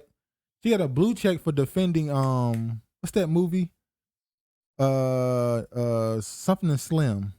Queen and Slim. Queen and Slim. She got a blue check because she spent a whole weekend. Either it was that movie or Race Play or Slave Play, I mean. Either that Slave Play or Queen and Slim. She spent the whole weekend debating and defending it, and she ended up getting a blue check on Monday. And people said, you earned that blue check, didn't you? So she came out and said, the second the shooting happened, she came out and said, we need to pay attention to this. He said that he was radicalized on the internet. The same way people who follow Kevin Samuels may be radicalized in our community. Radicalized what? How can you compare the two? Everybody was, well, did you just compare a mass shooter to a man on the internet saying... So she's saying Kevin Samuels is radicalizing black men to have standards. Oh, God. That's what she's saying? It's a radical act.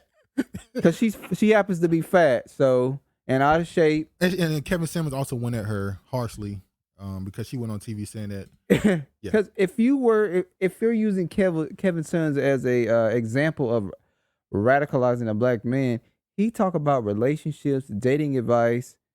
He not talking about going to war with other. Well, all he talk about is competing. That's it. Competing in the in the corporate America. That's what he's saying. But so when she said Kevin Samuels, in my mind, I'm thinking she's saying he radicalizing black men to have standards. No, she's making a point that he's radicalizing black. She's her or point, the black community in general to have standards. She's making the point, and I'm kind of going off a little bit. I want to focus on the shooting part. She's making the point that Kevin Samuels is radicalizing black men to hate or talk aggressively or violently towards black women, right? So that's Kevin Samuels is not the point. I was making the point that she was saying that he was radicalizing. So she's making it about herself. But yeah, pretty much. Well, I'm sorry I got to say this. When I read these statistics, these false statistics, I can't help but think who I've seen this from. When I read this, I was like, I've seen this before. It's the divestors. And we don't talk about it. It got nothing to do with whatever. But this is what we got. These statistics, this is where I saw that from. So are you saying they're going to get the information from these websites these white supremacists are running them? And they believe in the statistics? I don't know if they believe them. I think they're using them to just, the same way you got the dudes, the incels, who go on the same 4chan and stuff to get stuff to go at black women. And I'm like, it wasn't Kevin that was radicalizing them. You got these other sources that are radicalizing black youth. This is radicalizing people. And not just white people. The what they call the incel and the femcells of our community. So I don't know how she was able to tie this to Kevin Samuels.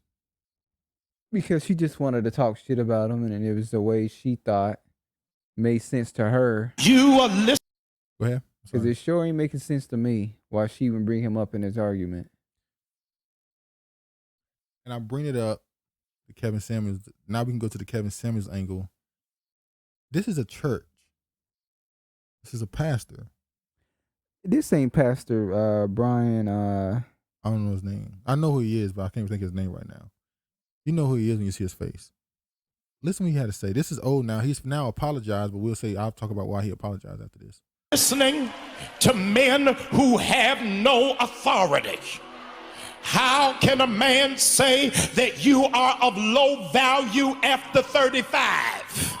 How can a man say that you do not have the level of traction of a high-powered man when that man has got to get a GoFundMe for his funeral?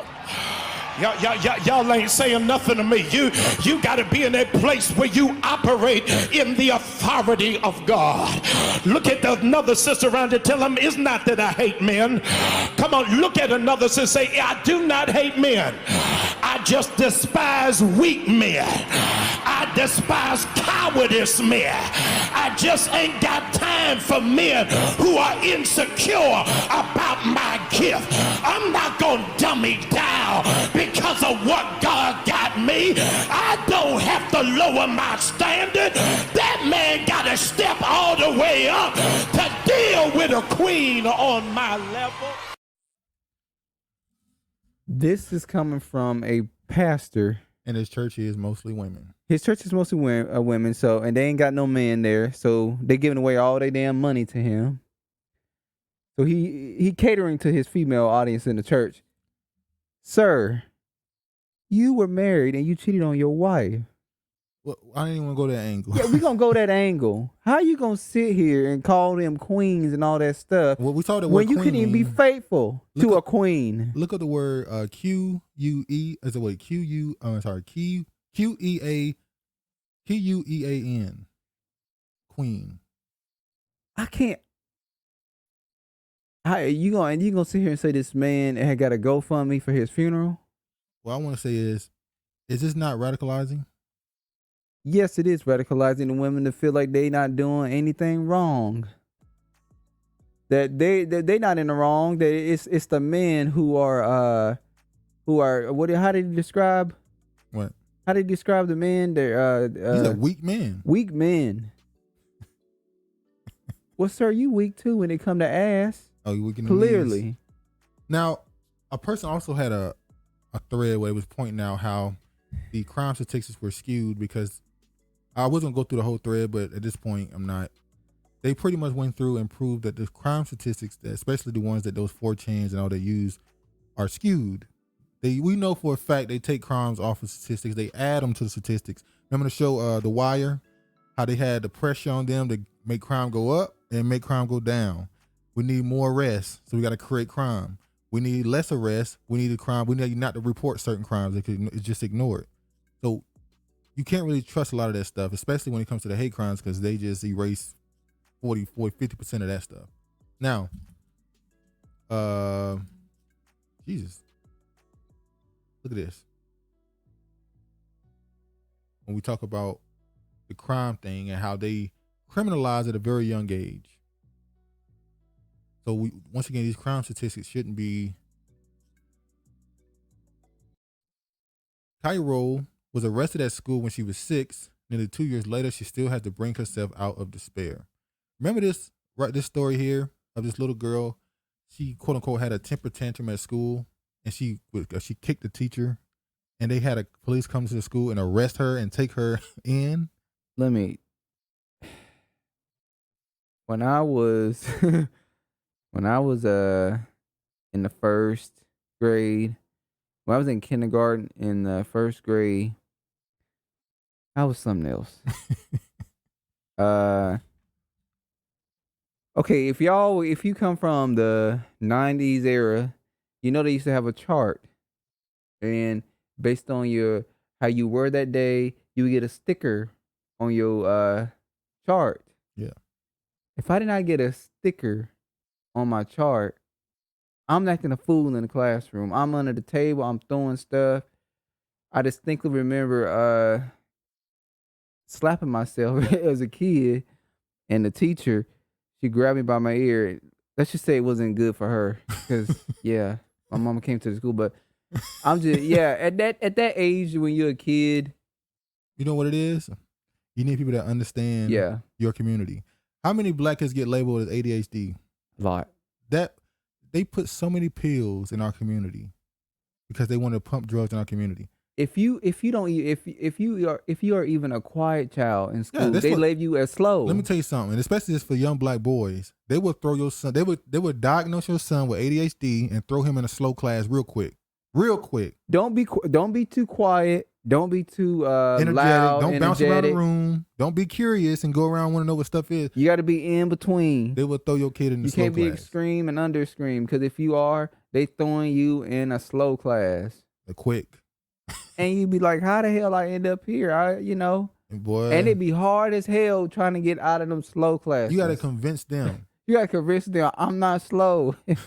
You remember? Okay. And this goes with this dude here, Stefan. I talked about this dude before. His name's Stefan. He's the one who made the videos where he was talking about how was it Iceland or Greenland?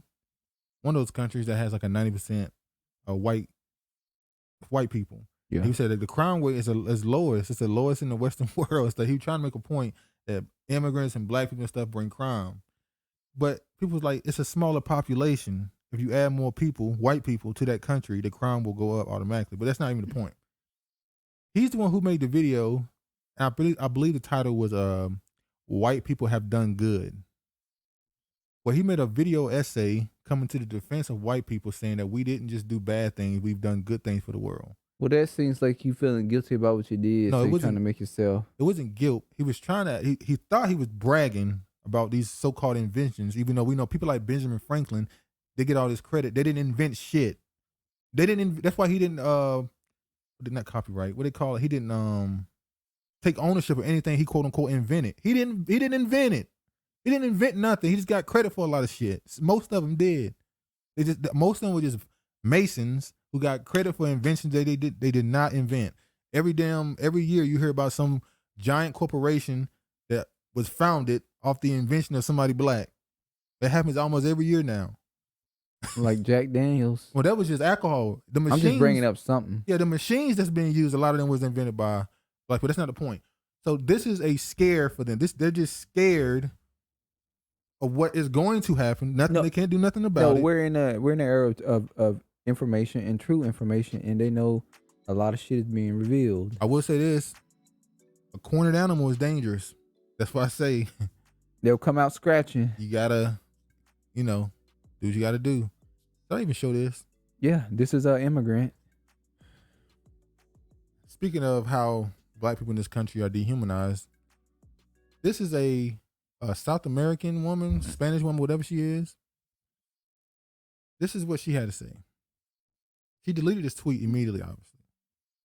She said they're saying Rihanna had a boy. Hope he's gay. Otherwise, he's just going to be another handsome loser male.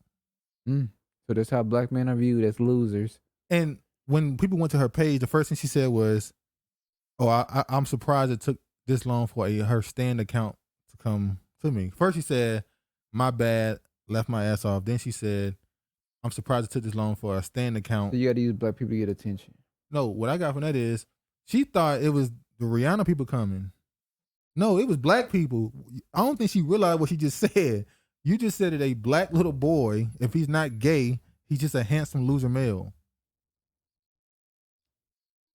Wow. So the little black boy, the straight little black boy, I don't know what is a gay child. I don't even know what that is.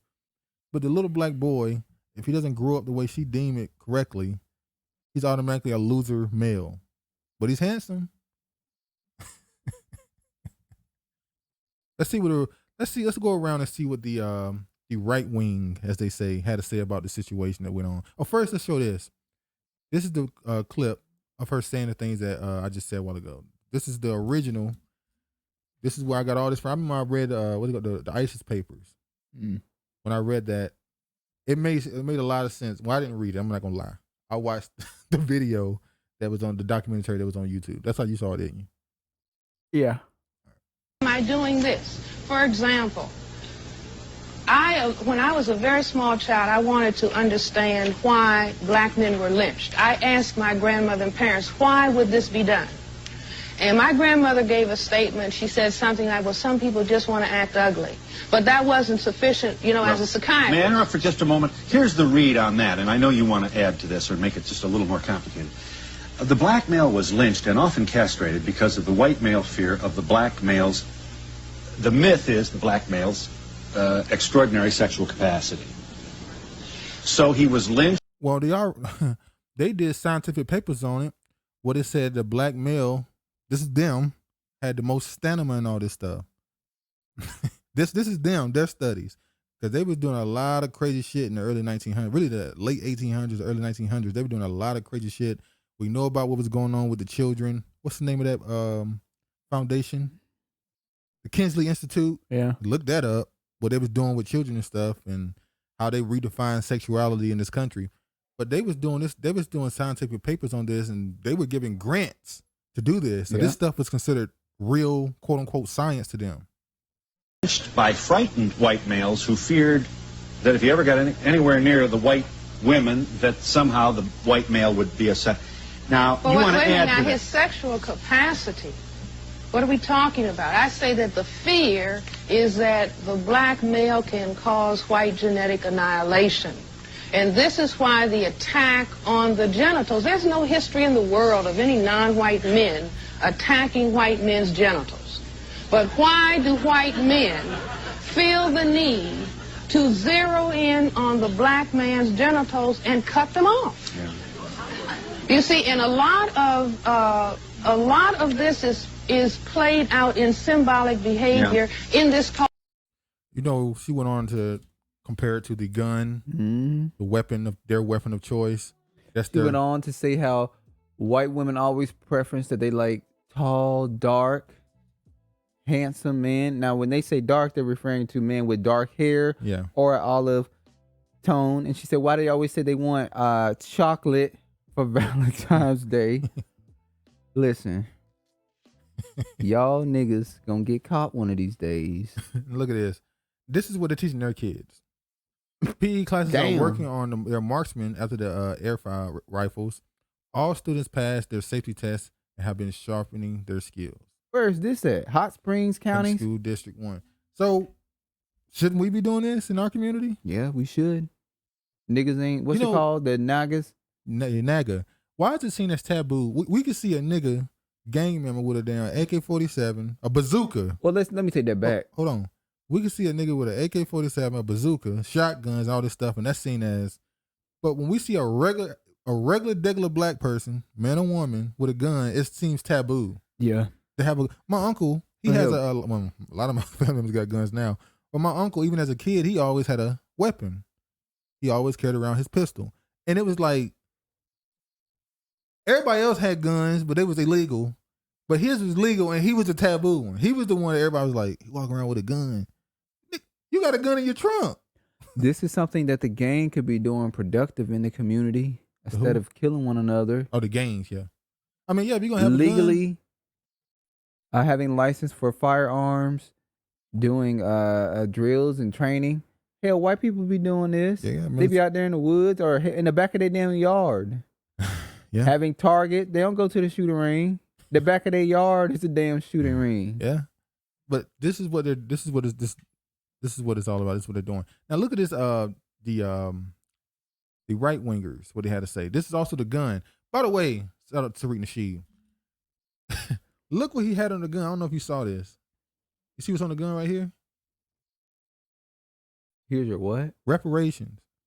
Oh, so he knew about the reparation argument too, huh? Oh no, that was a big discussion in his Discord. Reparations. He's one thing he said was we gave black people, how he said, we gave black people 300 years to improve themselves. You know, all this. He gave us 300 years to improve ourselves. Saying white people gave black people 300 years to improve themselves and they never did it. Da, da, da, da. Wow. And we all know he on the front of his gun he had the N-word. Now this is when it becomes theatrics to me.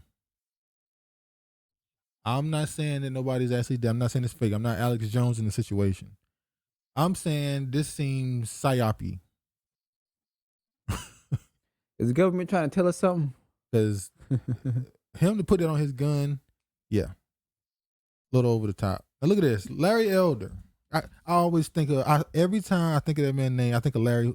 I think of J. Edgar Hoover. I don't know why. I always mistake his name for J. Edgar Hoover. But anyway, I call him Larry Elderly. Now he compared media bias. Black man drives through Waukesha Christmas parade, kills 6, injured 62. Facebook post praises Hitler, supports Black Lives Matter, and call for violence against whites. Today, or that was for 14th, white man in a Buffalo supermarket shoots and kills 10, injures 3. Post racist manifesto. Did he kill all white people? Yeah. Okay. I think all the people were white. I think one was a kid too. Ooh. But we talked about the Waukesha thing. That was all. That I know for a fact. That was fake. I know. Well, we broke down the whole Uber thing, and Uber knew, and they knew exactly where to go pick him up from. I don't know what video. I should know what video they did. It was one of these things we did. All you gotta do is go look at the thumbnail. That was BS. How the hell you do that? Drive to some random person's house, get out. They give you a sandwich. You ask them to call you an Uber, and the cops just walk up. Oh, there he goes. Really? Well, how he gonna call you an Uber? Like I said, you gotta have money. You gotta have a bank card. Unless he assumed that guy was gonna pay for it for him. Okay. Look at this one right here. This is another one. I tell you, this dude might be worse. He's worse. He's worse than Brandon all of them. Tatum is the worst. He said, "Let's get this clear. The Buffalo shooter was wrong and a coward. I would have taken pleasure in being in that store with an AR to defend those innocent people. Part of his arguments may have merit." What? Yep, sure did. What? What part of his arguments had merit? But killing people over personal philosophy is wrong. It's wrong. Now, this is where the money game get kind of weird. Bro, you can't, how did you find a way to look like a piece of shit in this? All you had to do was say, that was fucked up, what happened? No. You found a way. Because he can't piss off his audience. Good Lord. Is it really worth it? It's worth it. That bag at the end. Now, people kept asking, what merits? White men are under attack. Dems are trying to destroy Western culture and values. CRT teaches kids to view whites as oppressors. Black men drives over a crowd of white people. Media barely covered it. There's a clear double standard. No, those they did points cover may it. be true. Fox News covered it heavily. Sir, why you worried about white men being under attack? Western culture ain't shit, ain't never been shit. This dude said, "Thank you, Brandon, for protecting white men. They have been victimized for centuries. And the time of black men in America says enough is enough. You are so brave and such a good guy." He's being funny. Sarcastic. how you find a way to twist this is now most of the rest of them they all went back to the Waukesha thing. That's the first thing they said. A black supremacist took a vehicle and But applied sir, it to a you be group. on his list, Mr. Brandon Tatum. You were a white woman. Yeah, there was a biracial person on TikTok who was saying stuff like, racism isn't something I have to deal with and all that stuff. But then one of the people inside that damn supermarket, one of the people killed was a biracial person. Biracial. And they was like, I think I changed my opinion. He looked at that biracial person and saw a black person. And it's like, it took you that long to see that, but all right. But obviously they had the same, talking points that you're going to see. Matter of fact, when this happened, Fox News didn't even talk about it. They were talking about something else. Wait, but black on black crime that claims more black lives than racist killings is not abhorrent to the fabric of America? Seriously? That statement by Biden alone is abhorrent in the fabric of America. All lives matter. Hold on, you skipped Candace Owens. What? You read what she said too? No, she said the same thing as what's his name about the Waukesha thing, driving over people in the it. Both acts are heinous, but they would not earn equal coverage in the media or are dishonest. Race-obsessed media should be blamed for both of these massacres. They will elevate the Buffalo shooting because white crimes versus black victims is preferred. The circle of hatred continues. But here's what don't make sense. You see that happening, the first thing you think about is something else. You don't stop and look at this like, man, that's crazy. Look what this dude did. They were waiting to see the coverage they was gonna get so they could immediately hop on it and compare the two different situations. Y'all sad. Now this is right here to stop anti-Semitism. I just want to show this. And notice all four of them are conservatives, and all four of them are married to white people, or date white people. Larry Elderly, I don't think he's married to. I did not. I'm gonna say he hit it because I didn't track him. I didn't look it up. But when we did that story about him running for office in California, I found out he had a white fiance. I was like, I never knew that. And JJ from Good Times is fucking Ann Colt. Where the hell you get that from? We been no, said I'm that. Saying that was I random. That's what I was trying to tell you that day. What? One of my old employees went to a concert here. I think it was in Tacoma. She always going to these old black, concert shows, and JJ happened to be there, and she said, JJ, that's one ugly Negro. And she said he had this this tall white woman with blonde hair. I said that was Ann Colt. I thought they weren't together no more. He's still hitting it. Hey, Ann Coulter came out when the 80s thing started. Ann Coulter came out and said black Americans have a special place in this country. Yeah, because JJ's been hitting her in a special place in this country. I was like, damn, Jay got a... And when JJ said, that's why I don't fuck with you. You've been calling me ugly all these years. Go get me a white woman. Look at this. A Buffalo, New York supermarket shooter, Peyton, states in a 180-page manifesto that being an anti-Semite and a white supremacist, I wish all Jews in hell. Now, this page did what we supposed to do. They focused on what he said about Jewish people. This is the anti-Semitism. Stop anti-Semitism. They didn't say shit about what he did to black people. Nope. And that's fine. They focus on what he wanted to do to them. Somebody even circled it. Yeah, he made sure to circle it. I wish Jews. They focus on what he wanted to do to them more than what he did do to black people. He didn't do shit to them. So that's how you're supposed to do it. Shout out to this. Shout out to the Jews for keeping it real like that. All right, let's go ahead and go to the next part. Can you talk? We're not even go to this one. Go straight to it, huh? You got your voice back? There you go. All right. Guess what's back in the news? I mean, look, if you've been watching us for more than a year, some of y'all might have stuck around. Couple bumpy spots there, and we trying to trot along, but the little engine that could. If you've been watching this for more than a year, we talked about this a while ago. So we caught on to something early. All right, let's go ahead and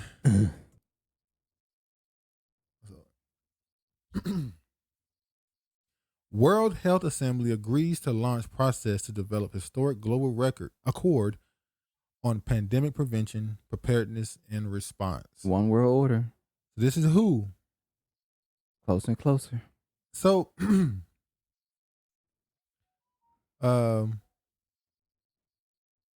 this is what this is about. Let me go ahead and show the screen.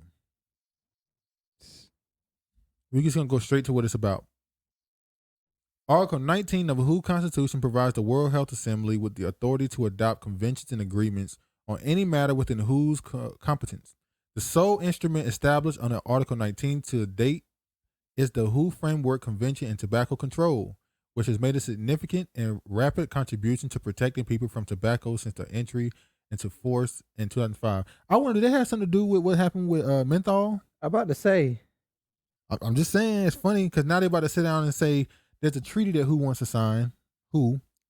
They want to sign a treaty with the world where basically in the next pandemic, every country will have to fall under the same rules. Because this pandemic, there were countries that was like, we're going to do it this way, other countries, we're going to do it that way. If they sign this treaty, everybody's going to have to follow the same plan.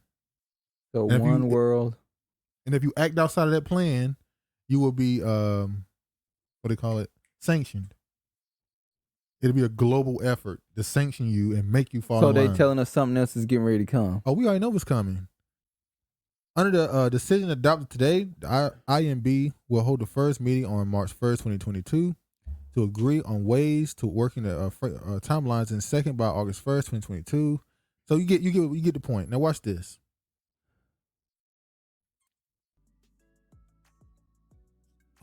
Because they want to create this global control, we know who's truly at the forefront of it. Mr. Bill Gates.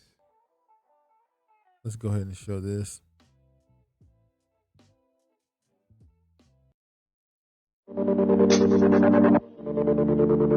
We're in Abu Dhabi in the UAE looking at a big vaccine warehouse. It's very modern. It's got a lot of great refrigeration capacity. Things are tracked very well. It's impressive to see millions of COVID vaccines all in one place, and think we're trying to deliver billions of these vaccines. Most vaccines spoil at room temperature. And so depending on the vaccine, it either has to be below 8 degrees or it might have to, like some of the newer vaccines, be even colder. Figuring out how to get them in the countries and getting them out into the world. Look what they showed, taking a shot. Rural areas is very difficult. As things get very complex, overwhelming the refrigeration capacity in some countries, having an intermediate stop like this can help a lot. The logistics are important, particularly where you have vaccines that expire in a short period of time. Vaccines save lives. So, I just showed it to say he wants a entire warehouse of vaccine. Now, right there, he's talking about COVID vaccines. But as we know what's going on in the last week or so, that's going to probably change. And we talked about this last year. I want to show this quick video right here as well. Hold on. The biological.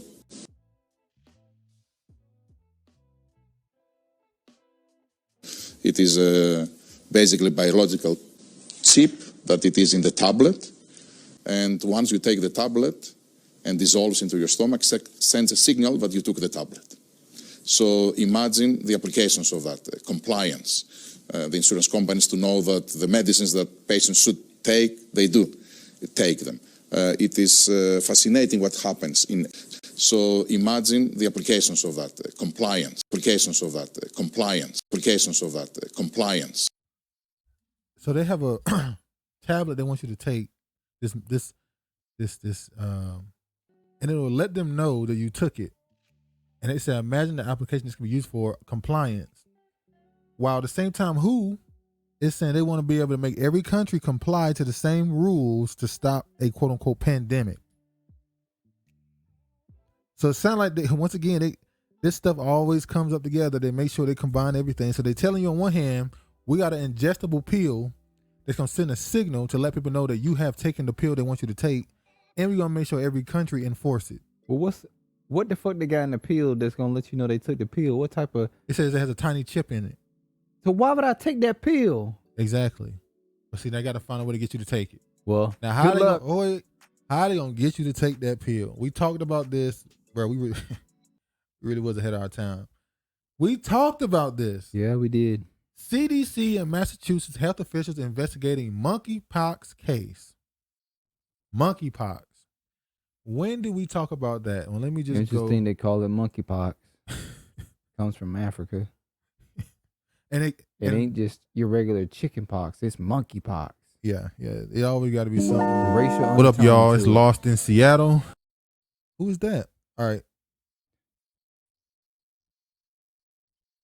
Hold on. Oh, now I want to do this article. And there's some pictures. Now, look at this right here. Now, this was 9 months ago. 9 months ago, we talked about this.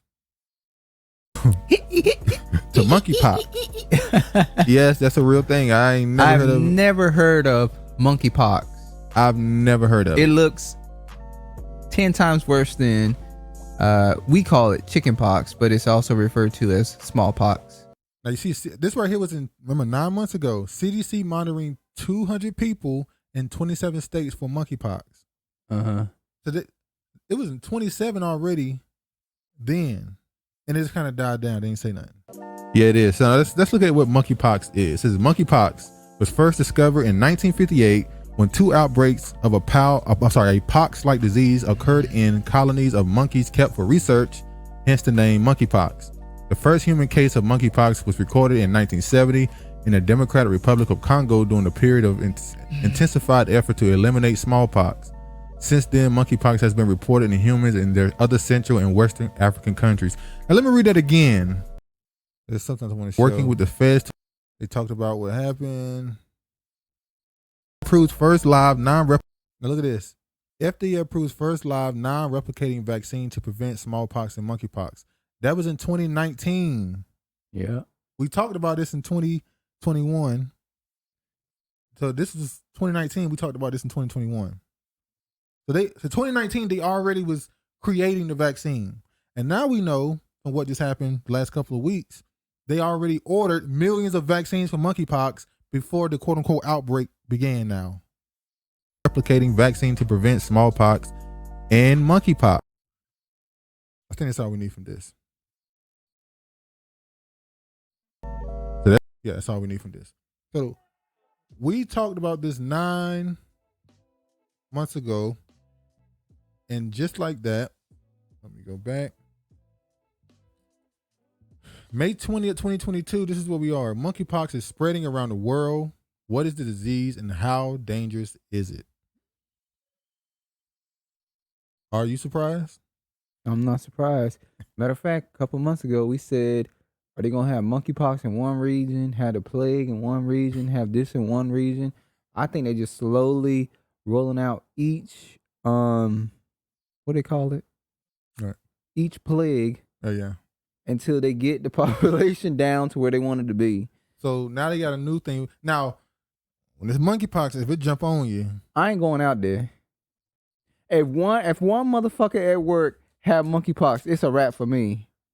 I'm okay. Excuse my language, but I ain't going. I'm done. Let me say this: a lot of people didn't take the other one.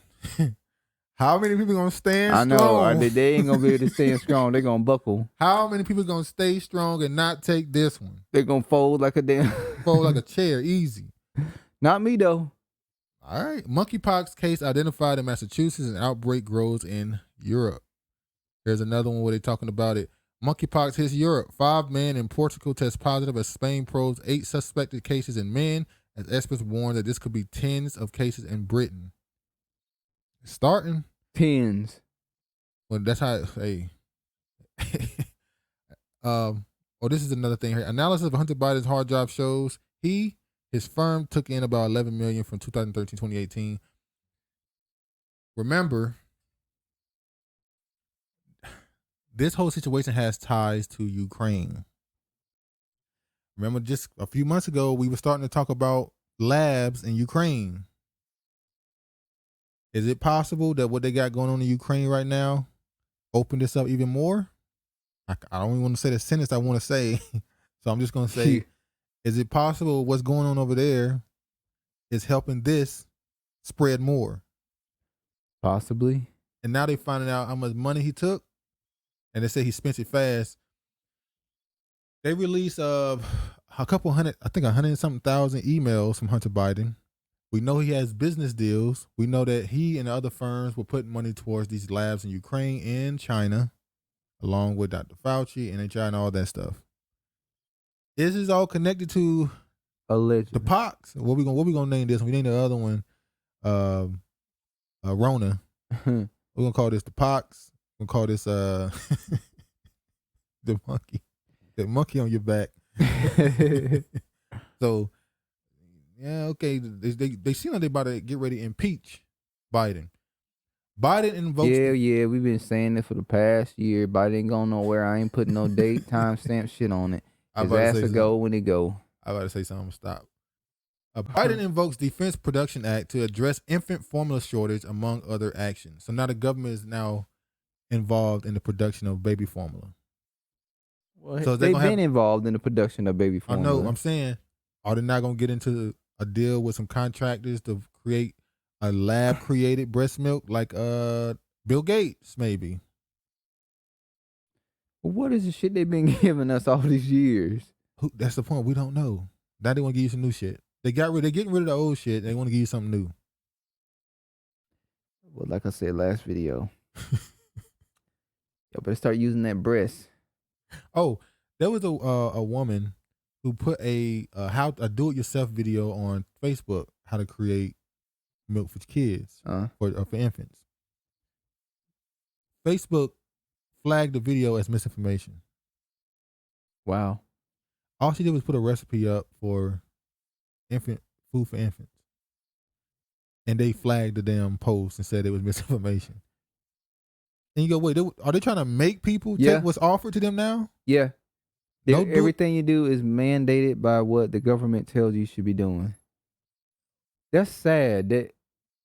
But ain't that like that's like a food recipe, ain't it? Yeah, basically. Like if you go on, you tell her to take it to YouTube. They'll get off of there too. President Joe Biden announced on Wednesday that his administration will be taking new action to attempt to alleviate ongoing infant formula shortages in the United States, including invoking the Defense Production Act. The president is invoking the act, which allows the government more control over industrial production during emergencies. Now, hold on. All industrial production. So what else during this? While he's telling them to produce more infant formula, what else is he going to be telling them to do with these? Well, he wouldn't have produced more infant formula if he wasn't taking it and giving it to the damn illegals at the border, right? I don't know how much he gave him. I don't know if he gave him enough. I mean, he clearly gave him a significant amount because it made news. I don't know if he gave him. That was right-wingers, though. We don't know if they gave him enough to actually create a shortage in the country. But the president is invoking the act, which allows, we read it, direct suppliers for formula ingredients to prioritize delivering to the manufacturers of formula. Biden also announced the creation of Operation Fly Formula, which directs the Department of Health and Human Services and the Department of Agriculture to utilize the Defense Department's commercial planes to import formula from abroad. Wouldn't be surprised if there's more than formula on the planes too. Maybe some more people that are gonna fly in the late nights, finding any way to get them in, boy. All right, load. All right, this internet is just.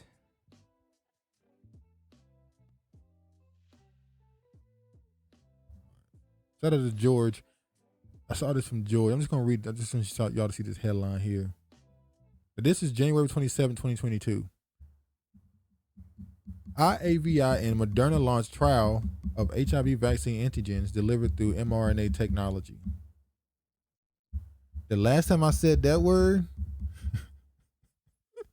so I'm going to leave this section alone. We're not allowed to connect things. That's obvious. I'll just read that headline to show that to you. All right. Now,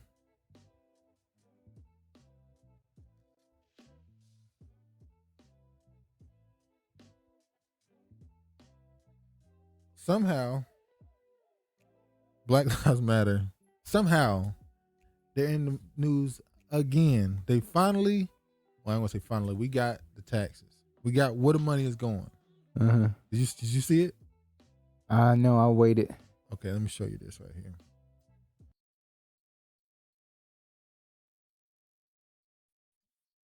Tax filings reveal how Black Lives Matter co-founders spent charity funds. And most of the stuff we already knew, but somehow it made a splash again. Although it's kind of easy, they're kind of an easy punching bag at this point. So you say anything about them at this point that proves them to be frauds, this is automatically gonna go viral. Black Lives Matter co-founder Patrisse Cullors used charity funds to pay her brother and child's father eye-watering sums of cash for various services, according to tax documents filed with the IRS. The co-founder's brother, Paul Cullors, saw a cool sum of $840,000 in his bank account for allegedly providing security services for the nonprofit organization. Tax documents seen by the Post show.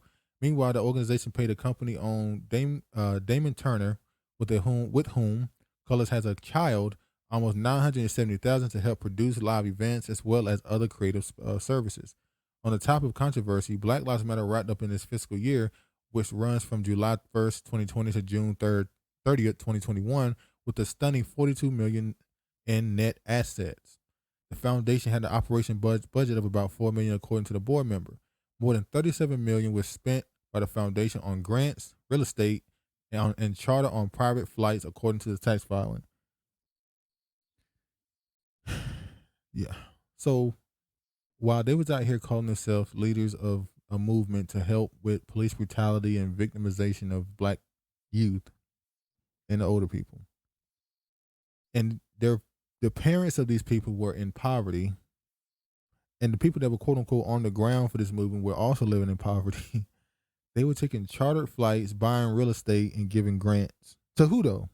Exactly. Who are they giving grants to? People that are Marxists just like them. They call themselves Marxists. What's more, $32 million is invested in stocks. What nonprofit buys stock? What? I don't know a nonprofit that puts money in stocks. Black Lives Matter do. Making up nearly a third of its $90 million, the organization receiving donations. The investment is expected to become an endowment in the bid to ensure the foundation work continues in the future, organizers say. So we're using this money to make more money so that we can make sure we can keep doing what we're doing. Ain't that the point of being a nonprofit, to get more money so people can send you money? It seemed like you knew people gonna stop sending us money at some point. Let's take this money and put it somewhere, invest it so we can make more money. Yep. Hey, how they said, make your money work for you. The 63-page from 990 form 990 document, an annual filing required for non-profit organizations to maintain their tax-exempt status, shows Cullors reimbursed the organization $73,000 for a charter flight. Black Lives Matter insists she took the flight in 2021 out of concern for the COVID-19 pandemic and the health risks that come with it. Wow. Cullors already found herself in hot water after receiving a cool $120,000 payment for undisclosed consulting fees by Black Lives Matter. After back-to-back controversies, Cullors last year resigned as executive director of the organization amid criticism over her lavish lifestyle. The tax filings release closely follows the controversy over the purchase of a $6 million property. We know about all that. Remember when I said last week that you admit some things so it can cover other things up? The reason why she admitted to having those parties, because she knew this was coming. Kid. For her kid, something people were like, who cares? Okay, you had a party for a kid. So, because this is coming. More stuff is coming. Yeah, that's definitely not it. All right, look at this. Survivors of the 1921 Tulsa Race Massacre vow to stay alive until they get justice. That sound like who? Huh? Who that sound like? What?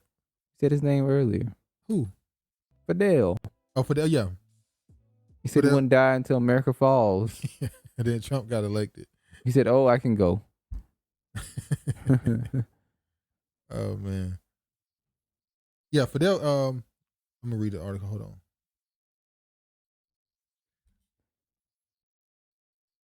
At 101 years old, I don't know why I always do this. At 101 years old, Hughes' Uncle Red Van Ellis, one of the remaining survivors of the 1921 Tulsa Race Massacre, is determined to live as long as it takes to receive restitution. A century after his once thriving majority Black North Tulsa, Oklahoma community was destroyed by a violent white mob, Uncle Red told me with all sincerity and seriousness he's going to live to 130. I think, if I'm not mistaken, the oldest person in the world right now is 130. So it's funny he said that number. Oh, he said, I'm going to live to 130. A civil rights attorney for the survivor told Yahoo News they don't plan to leave this earth until they get justice. Ben Ellis, Solomon Simmons, and his host of supporters last Monday erupted into thunderous cheers and tears of joy after a judge handed down a decision to allow their lawsuit seeking reparations for the decimation of a former black metropolis known as Greenwood or Black Wall Street. Greenwood.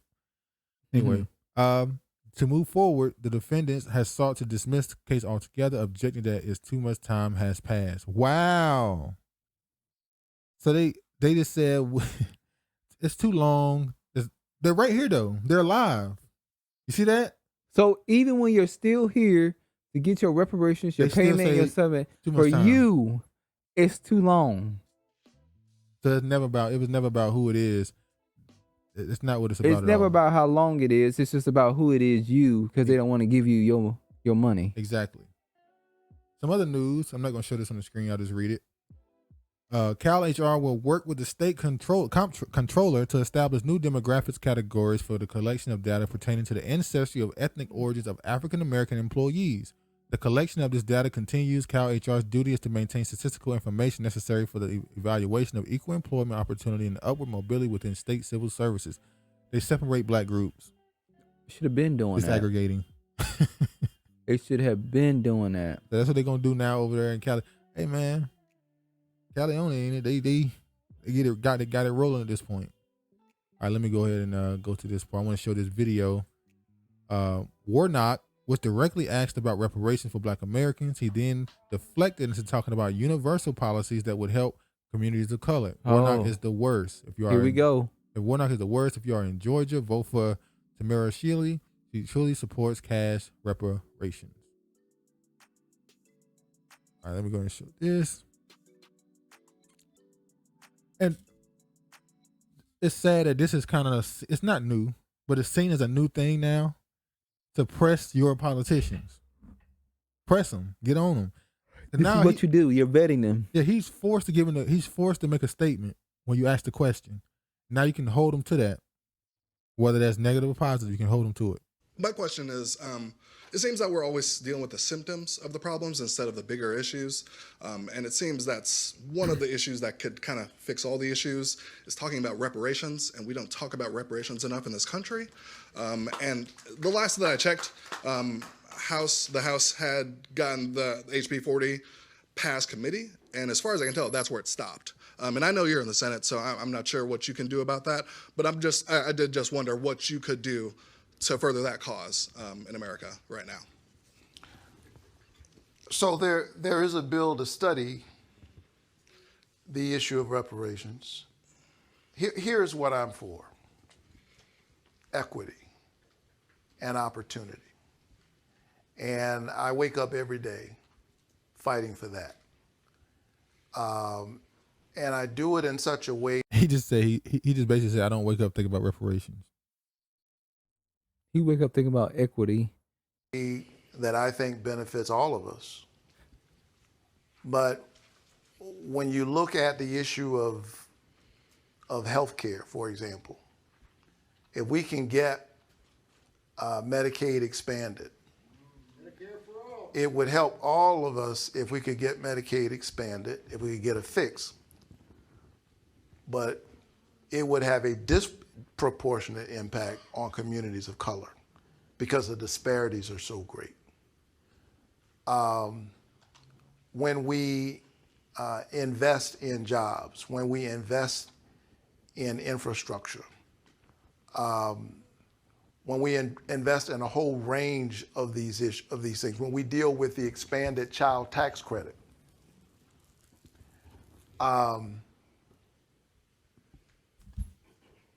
he really didn't know how to get to this.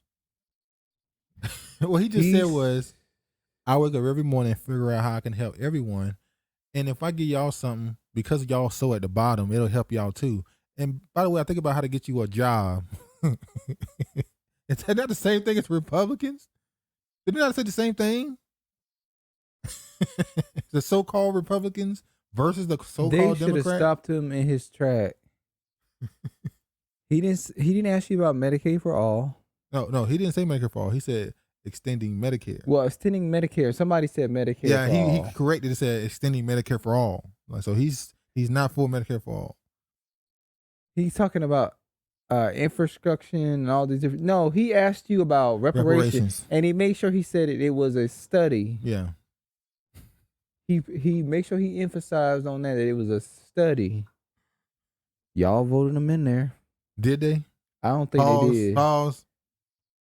I'll just say like, did they? And just stop. I mean, it's Georgia. You'll see. It'll come out at some point. All right, the next one is hold on. Load. Internet still moving slow as hell. Oh, this is just a brother. He has done much. This is just a brother. We talked about this last week too, but this is just a video of it. Him saying what the Democrats did for black people. Do you feel like the Democratic Party has done much for black people in the last couple of years? Taking us down through there, that's about it. Taking all our shit. Like the rest of them, they ain't gonna do that for us. All right. Well, you have it there. It's simple words. Simple man leads to profound things, don't it? Yeah. The truth. Fuck no. All They right. ain't done a damn thing. I'm about to talk like my grandma for a second. All right. This is a quick story I wanted to show. The anger that some people have. Karen Jean Pierre, the mainstream media, and the continued ignoring of Caribbean immigrant heritage. That's what I said. I said they should announce her as Caribbean. So she went on to talk about how she's proud of her immigrant heritage. Not talking about her. I mean Karen. She said she's constantly let people know that she's Haitian, but the media won't cover it. They just refer to her as another black, which is good enough for them. That it needs to be talked about how diverse. They said the black people are not a monolith. How there's a diversity, and it needs to be pointed out her true identity, as they say. Right. So when that reparations come along, black is not a monolith. It's very diverse, and we have different groups in this country, and there's only one group in particular that's entitled to reparations. Now, right here, she said, in a post George Floyd era, I find it simultaneously hypocritical and also ironic that these same news media that love to put themselves on a pedestal as the beacon of truth and fact, yet they feel the need to simply slap on the black label or gay label, and it's so. She's saying she's not just black and gay; she's an immigrant.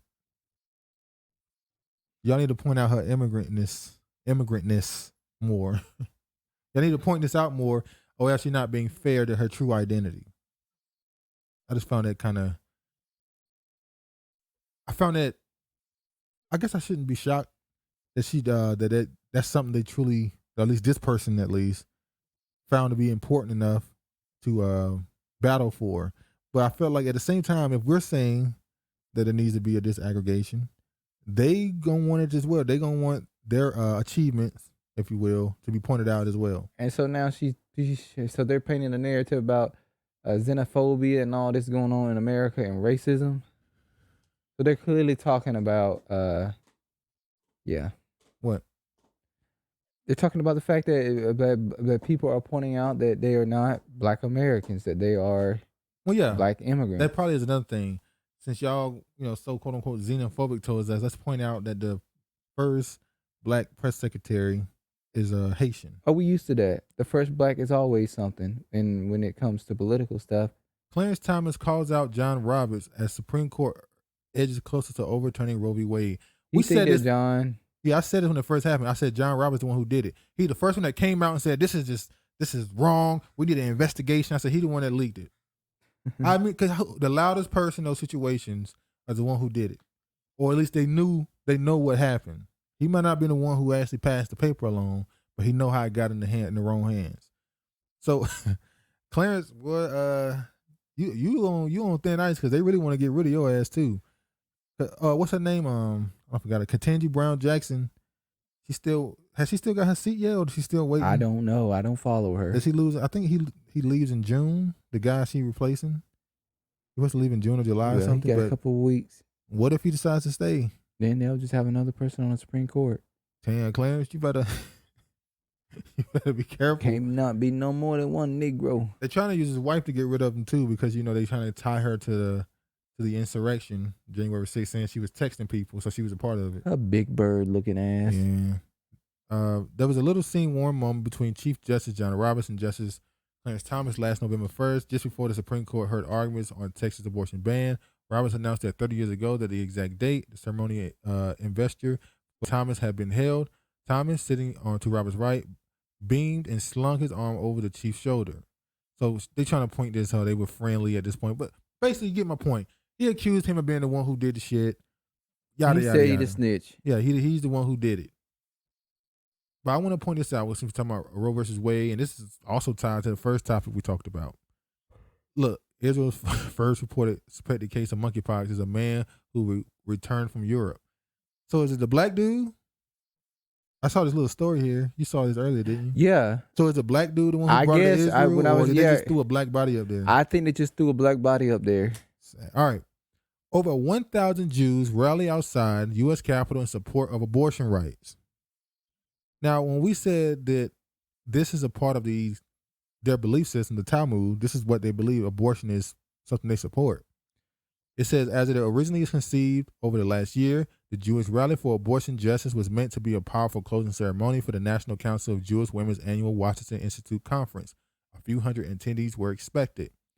That all changed early this month when Politico leaked a draft, we know. Instead of a standard end of conference gathering, the crowd Tuesday morning at a national mall near the Capitol swelled to more than 1,000 Jews from New York, Washington, Chicago, and across the country, and even Israel, who used the rally as an outlet to express their outrage and find intersectionality solidarity with the Jewish community. Fighting for women's rights has been part of my Jewish activism my entire whole life, said Laura Well, a member of the crowd who came to the rally with her vagina synagogue. I came to guarantee rights for my 1-year-old granddaughter and for her mother, my daughter, to be able to decide if and when she'll choose to grow her family. Well, that's an easy decision. You decide if and when you choose to grow your family by whether or not you want to, whether or not you have sex with somebody or not. Yeah. Once the rally mood was energetic and lots of hugs shared between the friends and acquaintances, while many in the crowd were happy and surrounded by community, lots of women expressed shock and anger that it was continuing to rally for women's right to abortion, some of the second, third, and umpteenth time of their lives. Being pro-choice was the first political issue I remember feeling a side for when I was maybe 12 years old. What? All right. Now look at it. This is the part.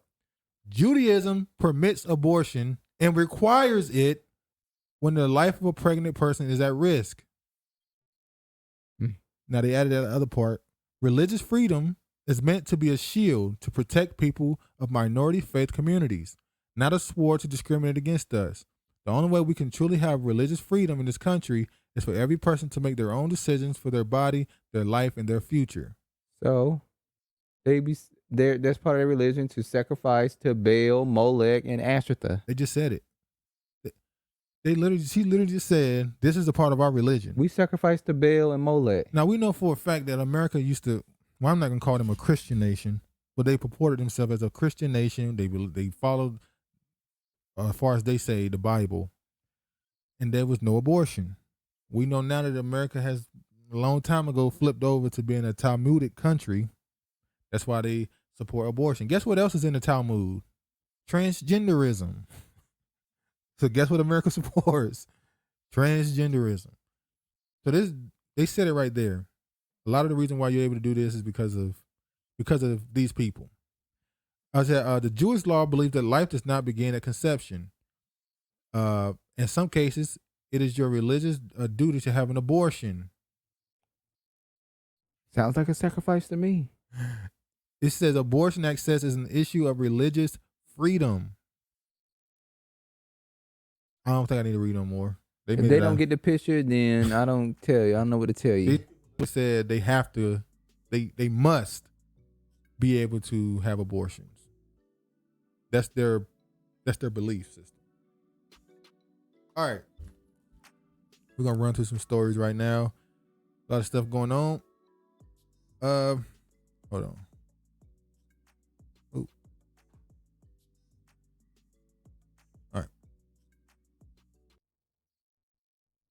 Senate votes to pass $40 billion Ukraine aid package. They got blocked because of Rand Paul, I think it is. Now I got through. What this happened time. to him this week? He changed his mind. Somebody even choked his ass up. His hand's gonna be blue. I too. So they let it through. Not surprised, obviously. You're not surprised by that. $40 billion, like that. But they don't have money to. They don't have money to give out another. I'm gonna keep saying it. They don't got money to give out another round of stimulus checks. Nope. They don't have money to keep people from being evicted. Nope.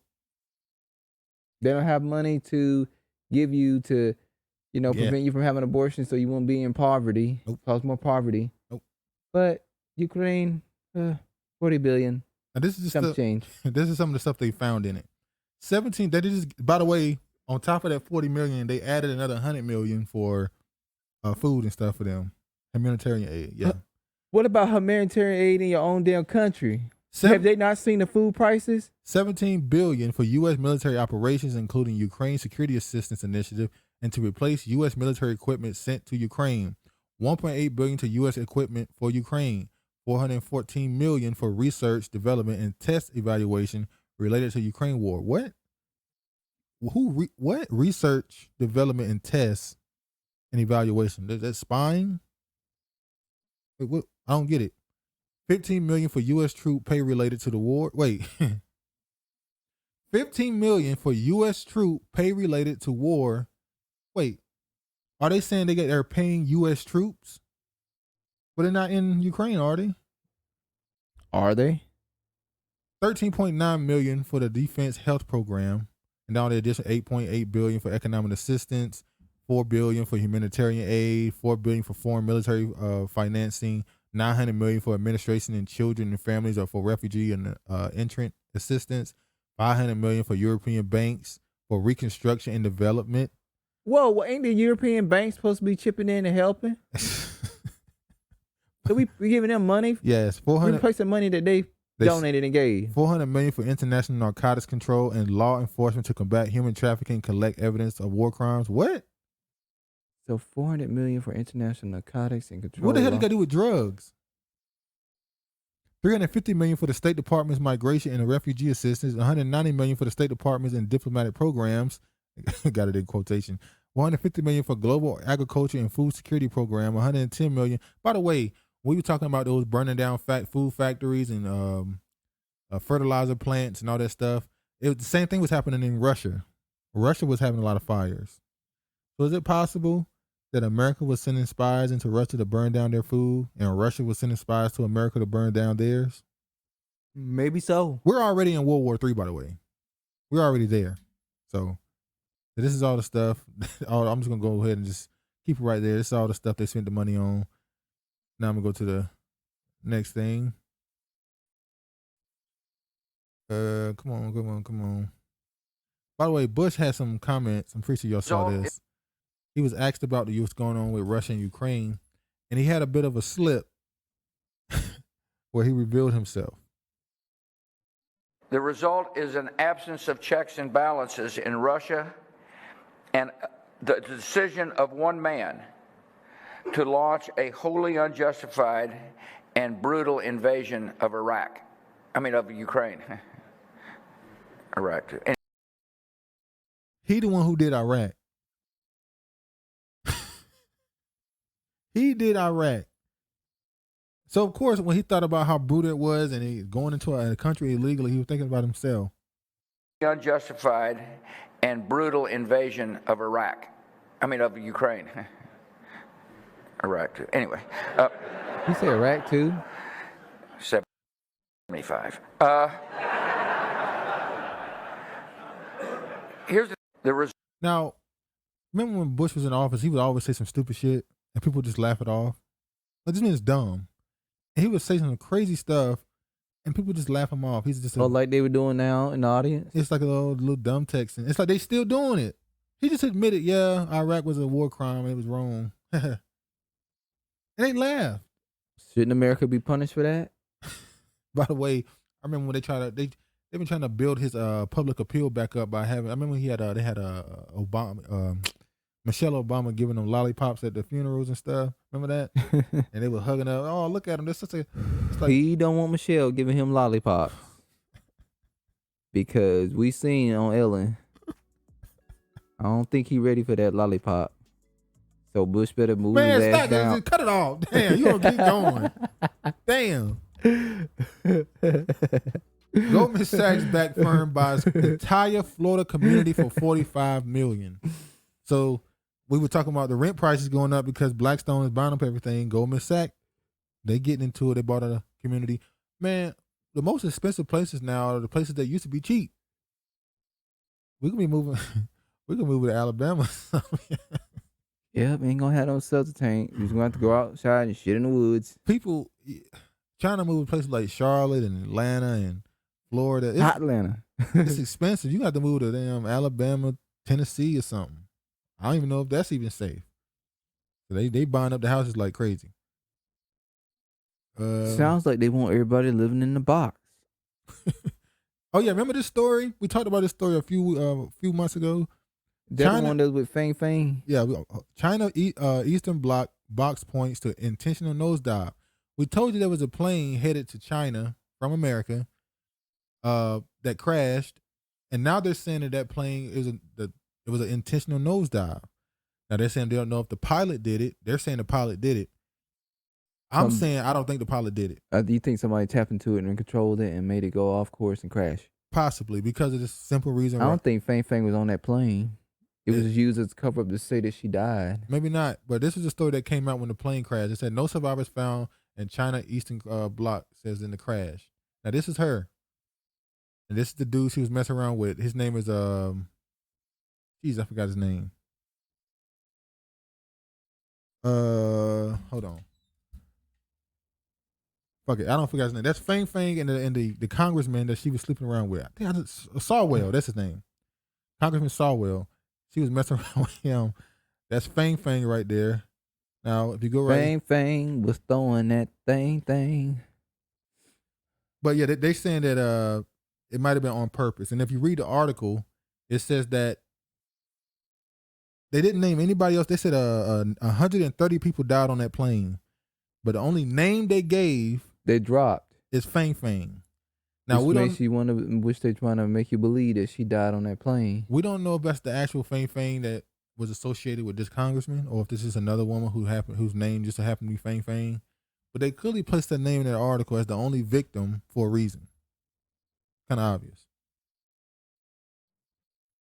Audit finds half of Joe Biden's Twitter followers are fake. Are we shocked?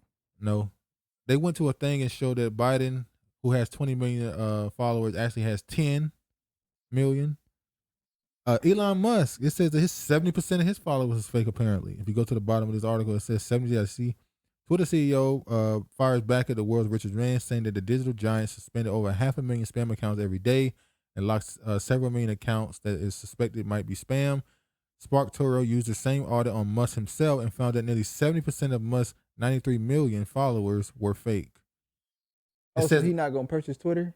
No, he's just asking to audit it because he don't think it's worth the value they said. He's thinking that most of their users might be fake. And I believe it. If you get on Twitter once a day for like 10 minutes a day, once a day for a week, you'll see the same damn people every day. You ain't even got to follow nobody. Just click Twitter and follow a thread. It's the same a couple of dozen people.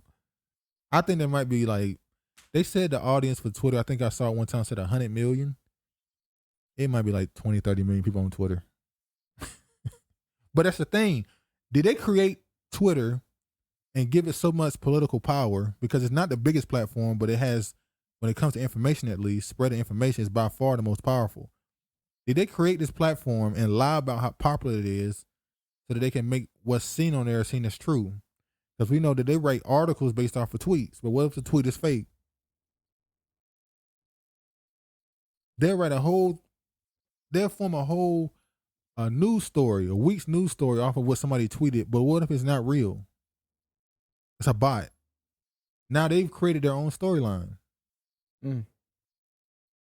So never thought about it like that. There's people that's saying stuff like, obviously he might not buy it because it might not be worth what they said, But if they lying about their number of users, there's going to be way bigger stuff to deal with because that's going to lead to them being hit with fraud lawsuits from all type of corporations, whether that be sponsorship corporations or people that want ads. They're like, our ads are not hitting the audience you said it would. You lied. Yeah.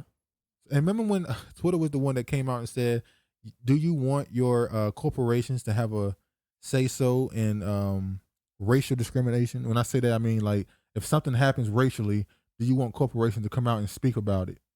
Or do you want them to stay in the background? And they had a fake poll, it clearly was fake, that said they want them to talk about it. People was like, this poll is a lie. No one wants a corporation to speak for them. No. But they were saying that because they asked them, do you want us to put ads? Do you want these corporations to make ads focus on this type of stuff, really pandering to get for money? So that was exposed. So Elon Musk is saying when he take over, he's gonna get rid of all of the fake and spam accounts. Well, before he even take over, he want it gone to see what is the actual number of users. I mean, if 70% of his own Twitter following is fake, then damn, Obama, 50 million of his is fake. I mean, 30 million of his is 50. Yeah, he has 100. He has the most followers on Twitter, 130 million. Well, everybody should have known that was fake. 50 million of his is fake. Same with all the other people. They all got fake followers. I always said, how do you have 50, 40 million followers on the platform, and when you tweet something, you only get less than 1 million interactions with it? How is that possible? You should average like 10 million interactions. You have 40 million followers. Like how do you not easily crack 1 million likes and stuff? So yeah.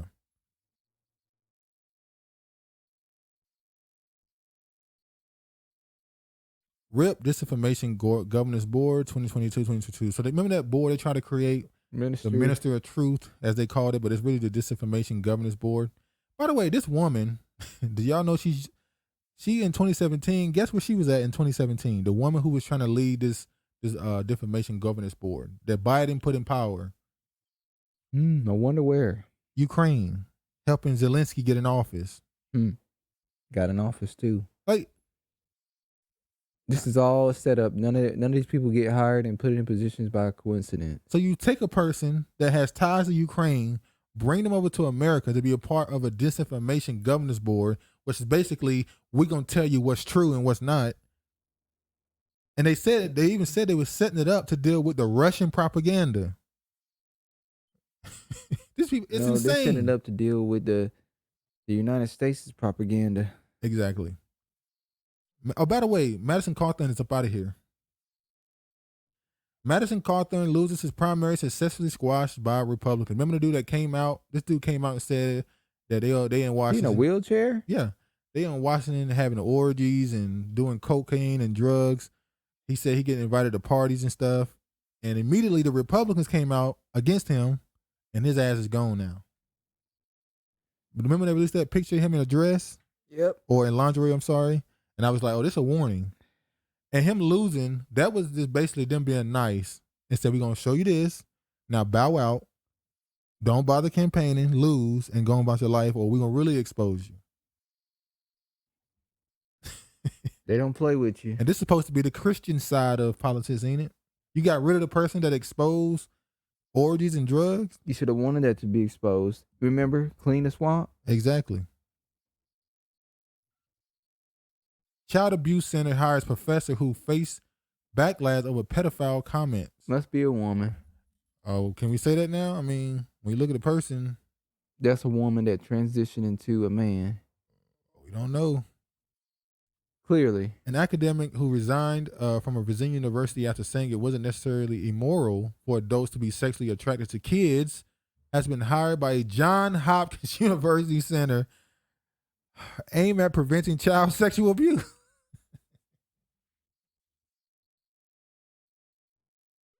Tell me, does that make any sense? They hire somebody who would say that and put them in that department? So the person that said this is not a bad thing, you hired them for it not to happen. Good Lord. Seems like they were brought there for other things to convince them. Oh, but look, the hire comes after 6 months after Old Dominion University announced that a 34-year-old will be stepping down as the assistant professor of sociology and criminal Criminal justice. Walker was placed on administrative leave November 16 after a firestorm erupted over the educator's controversial argument that pedophiles should be referred to as minor attracted persons. That's the name they want to give them. Walker insisted that it was important to use the term minor attracted persons instead of pedophiles because it was less stigmatizing. My scholarship aims to prevent child sexual abuse, Walker, who is transgender, said in a statement at the time. Now she's at Johns Hopkins University. Oh, okay. Can't make this stuff up. Netflix scrapped several animated projects, including Ava DuVernay's Wings of Fire and Anti-Racist Baby. You know they got rid of all the sections? They fired people from the, what they call it? The black, what they call it? Black League, gone. The Asian thing, gone.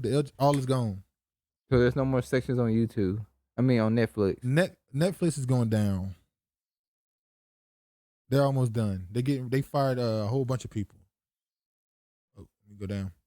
Netflix has pulled the plug on several animated projects, including Wings of Fire, executive produced by Ava DuVernay, a series aimed at preschoolers and with kind regards from kindergarten, a film tailored to youngsters.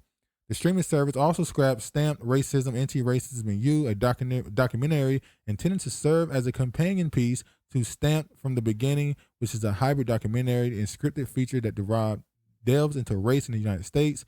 Stamped from the Beginning is still moving forward and is currently in post-production. Sources at Netflix stressed the decision not to move forward with these projects were creative rather than cost-related, meaning they would have taken place regardless of the company's slower revenue growth. Insiders also note that animation has a longer gestation period than live action, given a comparative drawn-out timeline. It is less unusual for movies or television shows to go back into development or part ways entirely over creative decisions. So Ava DuVernay, she lost a bag there. I know I saw somewhere where it says Netflix is telling their employees if they don't like their content, they can quit. Yeah, they told them they created a new section on their platform for quote unquote controversial documentaries and stuff. Really for Dave Chappelle. So they're gonna have a section where if you're gonna get offended, don't watch this. And if you don't want to work here, leave. So they like, we ain't letting Dave go. We can't deal with cutting stuff off because y'all offended. We need money. So they like, fuck cancer culture. Yeah, okay. Dave bring in revenue. Dave is staying. This person, that person, they bring in money, they stand. Y'all losing money. The show y'all making is trash. So you really on borrowed time anyway. We've really been playing with you for like 2 or 3 years now. So you're really making it easy. Trash. Please leave. Please do us a favor. Please. Corey, yeah, man. Netflix, please it from my face. Netflix might be done with the woke shit. And I say that because they stole the word woke from us. Unfortunately, we allowed it. Woke used to be all right. Woke used to mean a good thing. You were woke. You knew what was going on around you. Now it's a joke. Everybody woke. Yeah, everybody woke now. It's a joke now. Everybody say folks. Even though I could keep saying, I don't remember folks being used that much. By the way, shout out to woke folk. That name, that dude. Oh yeah, shout out to woke folks. We allowed them to take that word, bro. We allowed them to take it. There, he said he's taking it back. Yeah, we could try. You got anything else you want to say? I think we're done with that at this point. No, thanks for watching the channel. Okay, I guess that's it. All right. Anyway, man, y'all be safe. Please like, comment, subscribe, and share. Hope you enjoyed it. Leave a comment if you got something you want us to respond to. And yeah, man, y'all be safe. All praise to the Most High. And peace, man. Oh, and by the way, more than likely, if you got to this point, I'm just going to tell you now, we probably put a post up anyway. We're probably going to go live next week. Maybe. Are you ready? I think I'm ready now. He ready, y'all. We're going to go have our first live next week, possibly. So if you get to this point, make sure you leave it in a comment and tell us if you think that's a good idea or not. But anyway, man, shout out to y'all, man. Peace.